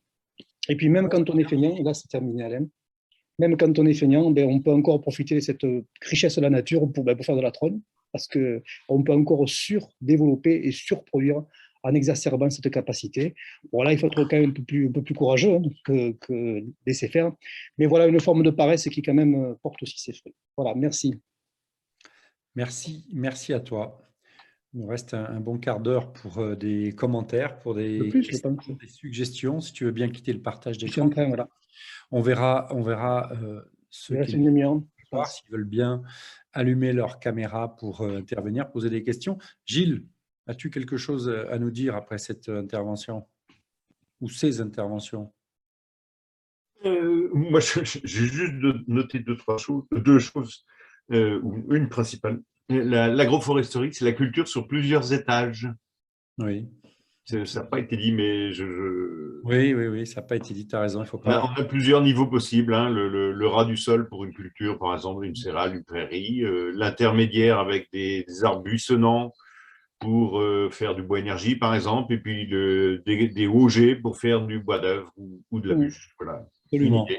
Absolument. Ouais. Merci. Qui veut intervenir? Il y avait une question, il y avait déjà plusieurs questions dans le chat, peut-être qu'on peut les reprendre. La première, c'était on parle de hauteur, mais en surface, quelle est la densité qui définit la densité d'arbres qui définit l'agroforesterie? Quelle densité minimale pour se dire être agroforestier? Allez, on va demander à Bruno qui connaît la réglementation par Ouais, cœur. c'est compliqué comme question parce que là, j'ai l'impression qu'on parle d'agroforesterie intraparcellaire et de réglementation PAC. Mais comme je l'ai montré, alors en dessous de, aujourd'hui, puisque c'est en train de changer, en dessous de 30 arbres hectares intraparcellaires. Mais ça ne veut rien dire parce que comme je l'ai montré, il y a plein de situations dans le monde et même ici, sous nos latitudes, où ben, le silvopastoralisme, le pastoralisme, pardon, c'est aussi, il peut y avoir de la densité. On peut faire pâturer un sous-bois dans la mesure où il y a un peu d'herbe. Donc, la définition d'agroforesterie, c'est quand l'agriculture est possible. Et là, il peut y avoir parfois des densités assez impressionnantes. Alors, évidemment, on ne peut pas considérer qu'une forêt assez dense ou un verger arboricole de haute densité, c'est de l'agroforesterie, parce que vous allez y mettre des animaux passer vite fait une fois par an. Dans l'absolu, oui, mais ça, on ne peut pas considérer que…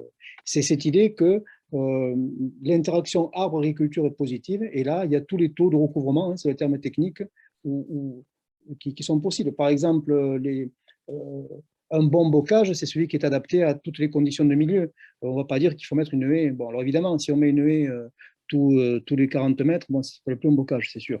Mais c'est vraiment ce dosage à l'échelle du territoire qui fait que ce sera le meilleur pour faire interagir l'arbre et l'agriculture. Je ne sais pas si j'ai… Sur la réglementation européenne, de mémoire, c'est de 50 à 200 arbres, je crois, hein, sur le 30. 30, pardon. Ouais, 30. À 30 par 200 hectare. en intraparcellaire et des arbres à terme. Aujourd'hui, enfin bon, aujourd'hui, on espère pouvoir avoir des plantations plus denses pour pouvoir justement éventuellement éclaircir.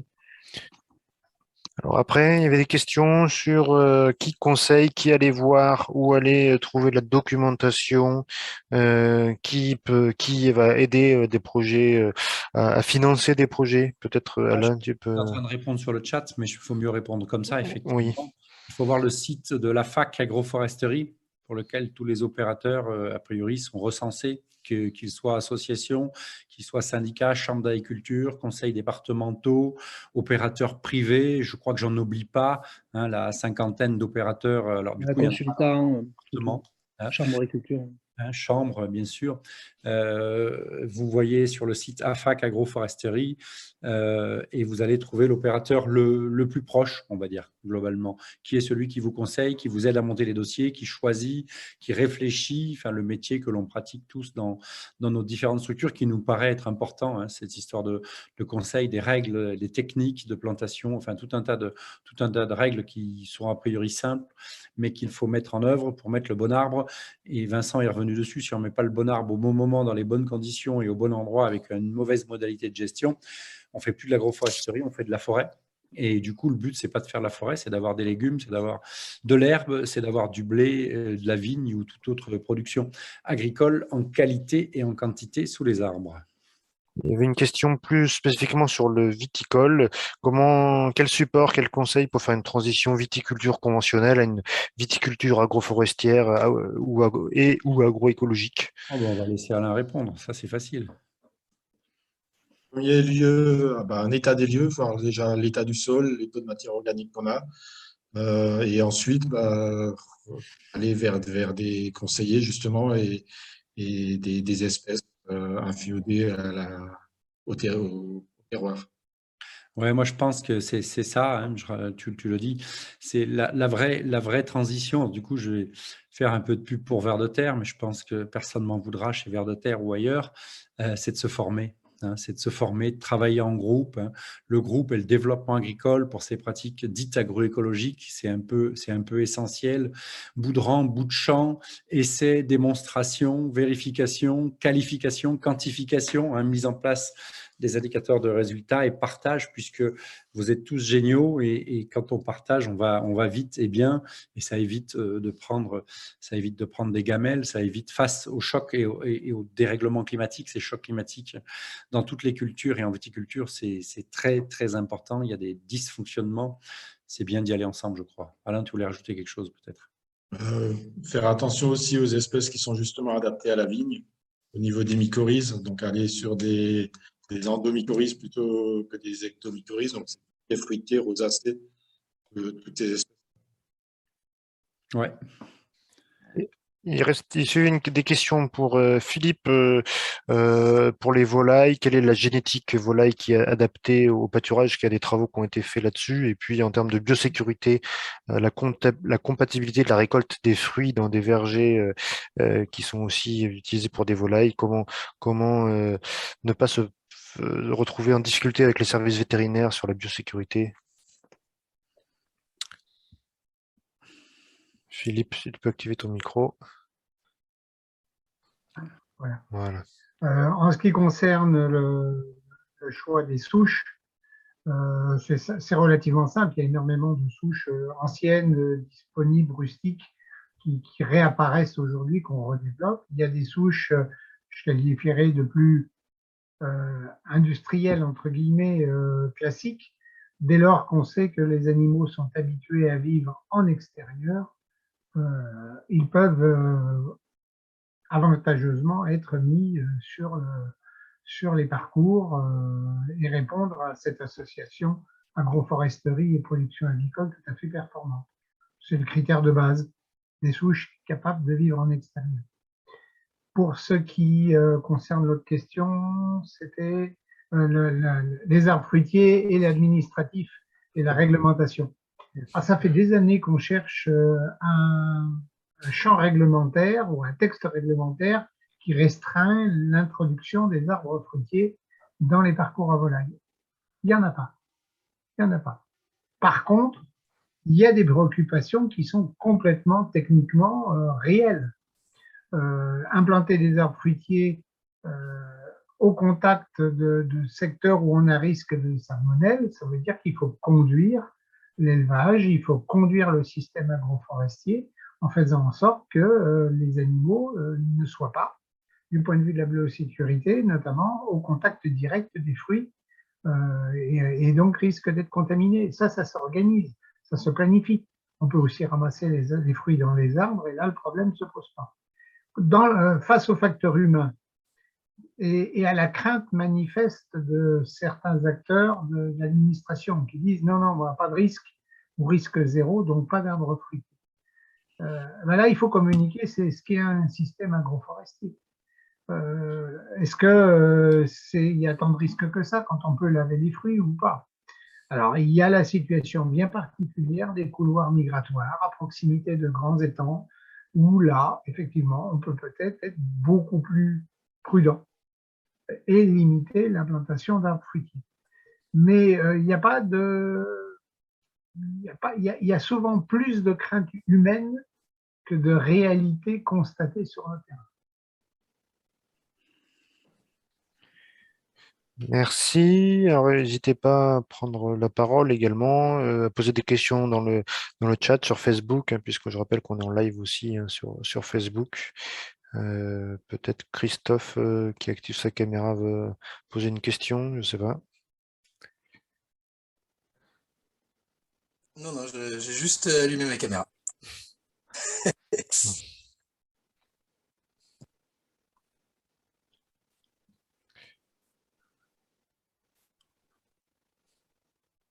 Bon, pas de commentaires, pas de questions.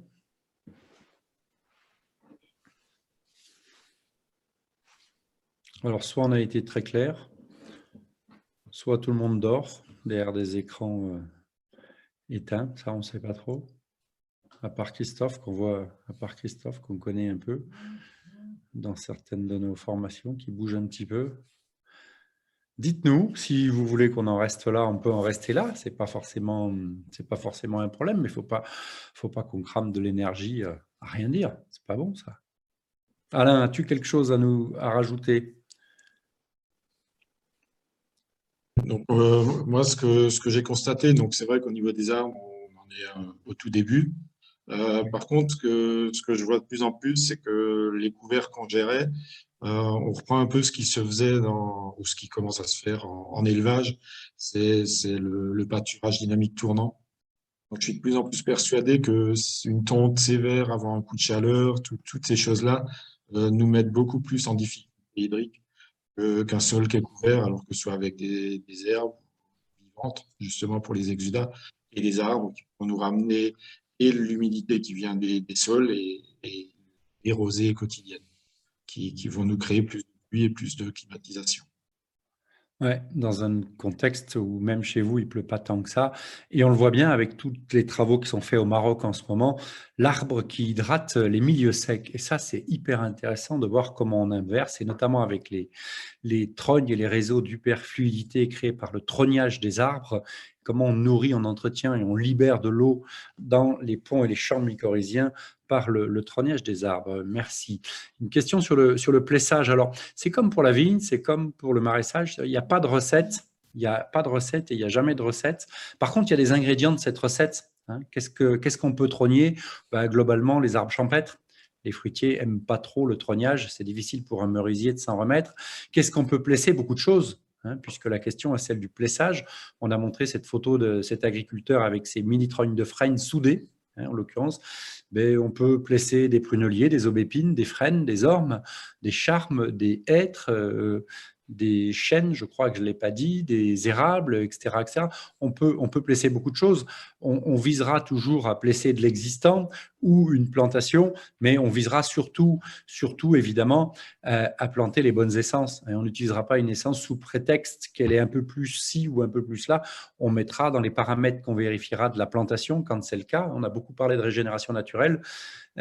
Bruno a beaucoup insisté dessus parce que c'est comme ça qu'on va reconquérir nos paysages, c'est comme ça qu'on va réarbrer. Je ne sais pas si le mot existe, mais un jour il sera peut-être dans le Larousse qu'on va réarbrer nos campagnes. Donc voilà toutes les essences que j'ai. Il y a un bouquin qui va sortir sur le plessage pour ceux qui connaissent. On en a parlé du génie de l'arbre. Pour ceux qui connaissent Dominique Mention qui est l'homme des trognes à Bourset, à côté de Vendôme, qui a remis au goût du jour l'arbre tétard, y compris dans la vigne, il y a une trentaine d'années. On est allé le voir il y a 28 ans. On s'est dit, mais de quoi il parle? Et puis finalement, avec Bruno, en l'occurrence, et en C15, n'est-ce pas, on a découvert un univers impitoyable, celui de l'arbre tétard. Donc, l'arbre tétard, l'arbre paysan en 1000 usages, ça c'est chez Ouest France, un magnifique bouquin. Il y a aussi, je peux le mettre dans le lien si vous le souhaitez, sur le site Arbre et Paysage 32, vous avez des livres et des livrets. Si vous allez dans sensibilisation, documentation, des livrets, il y a un livret de 24 pages sur les trognes. Et puis, dans l'actualité, merci Bruno, merci, dans l'actualité, il y a le petit guide du plessage. Je pense que si vous tapez guide du plessage, et puis Dominique est en train de finaliser un bouquin sur le plessage. Donc, technique ancestrale et technique d'avenir, technique d'avenir pour clôturer les jardins, pour clôturer les vignes, pour clôturer les herbivores, probablement de belles perspectives encore. Et donc, pour continuer sur le... Oui, bien sûr. Le châtaignier, vous pouvez châtaignier, chêne, hêtre, noisetier, et vous pouvez plesser, il n'y a pas de souci. Merci. Je les ai oubliés. Donc la question ensuite de Maxime sur la place des fruitiers dans les haies bocagères. Quel avenir pour l'implantation des fruitiers puisqu'on les voit finalement assez rarement?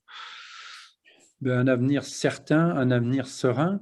Dans la haie champêtre, le fruitier est omniprésent. Alors peut-être pas suffisamment utilisé dans un certain nombre de cas, mais citons le prunier domestique, Prunus domestica, qui est omniprésent dans tout l'Hexagone et dans toute l'Europe, poirier, pommier, sauvage, le figuier, néflier, cognacier, amandier un peu plus dans le sud, et quelques autres. À nous de créer les haies fruitières qui nous conviennent, à nous de planter des arbres, de semer des pépins, de planter des porte-greffes et de les greffer un petit peu plus tard. Donc, Evelyne Leterme, pour la nommer, du Conservatoire végétal d'Aquitaine, a beaucoup travaillé sur la notion de haies fruitières, a beaucoup travaillé à produire des variétés dites anciennes en grande partie. Donc, les fruitiers sauvages ou un peu plus domestiqués sont et devront et seront très certainement omniprésents dans les haies. Le prunelier, les bases prunelier, aubépine, alors ce n'est pas des fruitiers qu'on consomme, même si on très riches. Je crois qu'avec le prunelier,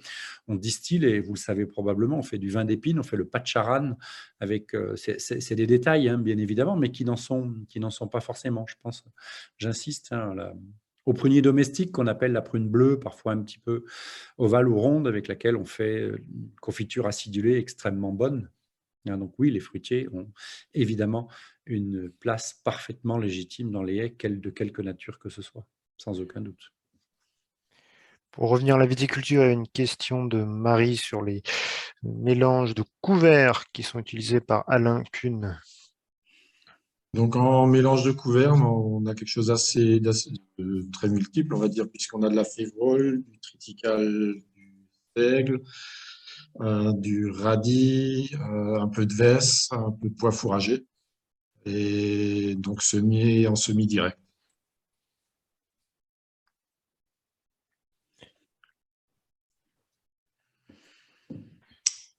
N'hésitez pas à prendre le micro pour intervenir, pour poser des questions aussi directement ou pour réagir par rapport à tout ce qui a pu être présenté aujourd'hui. Et je me permets du coup, ce qu'on voit aussi beaucoup, et là je vais rejoindre un peu ce que disait Bruno, c'est que même dans les vignobles où tout semble très aligné, ben, on a des arbres spontanés qui poussent au bon endroit. Donc on en profite, on les laisse souvent là où ils sont et on va grandir avec eux. Du coup, j'aurais une petite question, si vous m'entendez. Je ne sais pas trop. Ouais. Oui. On parlait des mini-trognes en maraîchage. Ah ben les voilà, ça tombe bien. Et du coup, j'ai discuté avec un conseiller, je pensais mettre des frênes et il m'a déconseillé parce que les racines étaient plutôt traçantes. Et du coup, quel arbre à pivot pourrait produire de la biomasse pour un site maraîcher en faisant des mini-trognes, pardon. Encore une fois, pas de recette miracle, ça dépend de tellement de facteurs. Ce qu'il faut savoir, c'est que les systèmes racinaires des arbres sont profondément modifiés en agroforesterie. À partir du moment où on va utiliser la surface en permanence, c'est-à-dire qu'on va cultiver, on va faire des couverts, on va occuper les 50 premiers centimètres, on va cerner naturellement les arbres. Et ça, c'est extrêmement important. Il y a des travaux tout aussi importants là-dessus. Le boulot, qui n'est pas toujours simple en maraîchage, il sera de cerner les arbres par une occupation racinaire de surface. C'est chose qu'on n'a pas assez fait dans les différents programmes qui ont été énoncés tout à l'heure, qui aujourd'hui, il y a une bascule de la prise en compte. Et quand vous faites un couvert végétal dynamique d'hiver avant de repiquer vos tomates, vos poivrons, vos courgettes, et que vous avez exprimé une biomasse à 12-15 tonnes de matière sèche, avec des secs, des avoines, des févroles et tout un tas de mélanges, vous avez occupé l'espace de 40-50 cm. Et quand l'arbre va débourrer, et votre couvert sera encore en place et quasiment à épiaison. Alors après, il faut jouer sur les dates, bien évidemment. Et l'arbre ne rentre pas dans le profil utilisé par les couverts végétaux en hiver. Donc là, il y a des petits ajustements à faire. Ça marche quasiment dans tous les cas. Il faut faire des vérifications.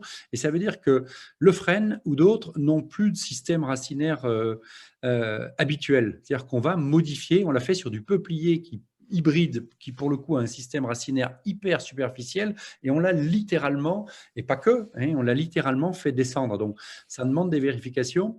Et puisqu'on parle de mini-trogne, il faut savoir, et c'est aussi pour ça qu'on en fait la promotion, c'est notre communication pour le Congrès mondial d'agroforesterie. Quand on parle de mini-trogne, c'est de dire que de tailler l'arbre, on va le réitérer quasi intégralement, on va réitérer son système racinaire. Ça veut dire qu'on aura des systèmes racinaires qui sont beaucoup moins envahissants pour les cultures, qui plus est pour les cultures annuelles et qui plus est pour le maraîchage sur lequel on a mis des grosses quantités de carbone, donc beaucoup de nourriture en surface. Donc cette question-là, c'est une question agronomique, c'est pas le truc, il a un système racinaire comme ça ou comme ça. Toutes les idées sur les systèmes racinaires des arbres tombent à partir du moment où on est en agroécologie, et ça tombe bien ce soir, on est aussi en agroécologie, et qu'on respecte ces règles absolues, c'est-à-dire de cerner les arbres par des plantes qui sont dominantes au départ avec des cycles inversés et qui les obligent littéralement à poser. Ça demande des ajustements et évidemment, il y a des cas contraires où on ne peut pas les réussir, où on ne peut pas les faire et les utiliser. Mais j'insiste lourdement, et c'est pour ça qu'on en fait un peu plus sereinement la promotion. C'était moins le cas, on ne vous aurait pas dit ça il y a une douzaine d'années. Ces arbres têtards sont quasiment intégralement réitérées. On n'a pas toutes les explications, on n'a pas tous les essais en labo, mais sur le terrain, ça se voit bien et c'est intéressant. Prenons l'exemple, même s'il ne faut pas le prendre comme une fin en soi, parce que c'est difficile à paramétrer, c'est difficile à analyser, c'est difficile à quantifier, même si ça a donné beaucoup de joie et beaucoup de plaisir, c'est un petit peu documenté. Je ne vous conseille pas, et je ne pense pas que Vincent vous conseille de partir là-dedans non plus, mais l'exemple des jardins de la fraternité ouvrière de Moucron, peut-être en avez-vous entendu parler, l'exemple des jardins de la fraternité ouvrière de Moucron, c'est un arbre par mètre carré, c'est un fruitier sur un porte-greffe nanifiant, et c'est un fruitier qui est trognier pour le coup, hein, qui est hyper taillé, et ça n'a pas empêché de produire des légumes, et il n'y a pas eu de problème de compétition. Tout notre job, on l'a un petit peu dit, c'est d'entretenir la vie, c'est d'entretenir une vie mycorhizienne pour mettre les plantes en symbiose, puisque beaucoup de légumes ont coévolué avec les arbres. Il y en a peu qui n'ont pas cette coexistence. On ne va pas parler de concurrence racinaire, on va parler de symbiose récurrente et permanente. Et c'est là qu'on va, c'est pour ça que dans mon abécédaire, j'ai mis le mot agronomie. C'est là qu'on va jouer finement sur comment je connecte l'ensemble des plantes que je vais mettre en œuvre. Je rappelle que les racines sont de simples tuyaux. Ce qu'il faut, c'est mettre en symbiose et on voit bien ô combien toutes les plantes qui sont mycorhizées multiplient, voir les travaux d'Hervé Covès qui a été nommé, voir les travaux de Marc-André Sellos aussi, et ses bouquins, et ses fabuleux bouquins, où il nous dit bien que ce sont les mycorhizes, et vous le savez, et puisqu'elles ont été nommées, puis vous le savez, qui font les courses pour les plantes. Ce sont les mycorhizes qui font les courses pour les plantes. Cette agroécologie, elle sera mycorhizée. Si elle ne l'est pas, effectivement, on risque d'avoir un certain nombre de dégâts.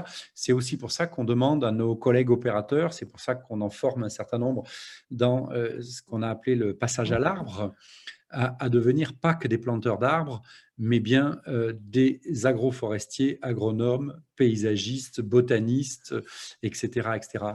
Il ne faut pas voir juste la plantation de l'arbre, mais un programme agroécologique complet, global, pour lequel l'arbre est un maillon. Peut-être un maillon important. Pour rebondir sur le maraîchage, j'ajouterais que quand on fait la modélisation économique du coût de créer des plaquettes forestières grâce à des trognes en maraîchage, on est généralement plutôt perdant. Du coup, il faut plutôt voir l'arbre comme quelque chose d'opportuniste, de simple et d'efficace, comme le signalait Bruno, et de dire l'arbre va produire des feuilles, va produire des racines, et c'est ça qu'on va utiliser pour générer du carbone sur les parcelles, en n'en mettant pas trop si on est dans le sud, dans le nord de la France, en mettant très généreusement quand on est dans le quart sud-est. Mais attention à ne pas trop vouloir tout mécaniser, parce que là on peut la mécanisation se gère bien dans le cadre de projets comme Gilles, où on a vu que voilà, c'était complètement rentable, mais sur des projets intermédiaires, c'est difficile de trouver une économie viable sur la mécanisation de trogne. Voilà.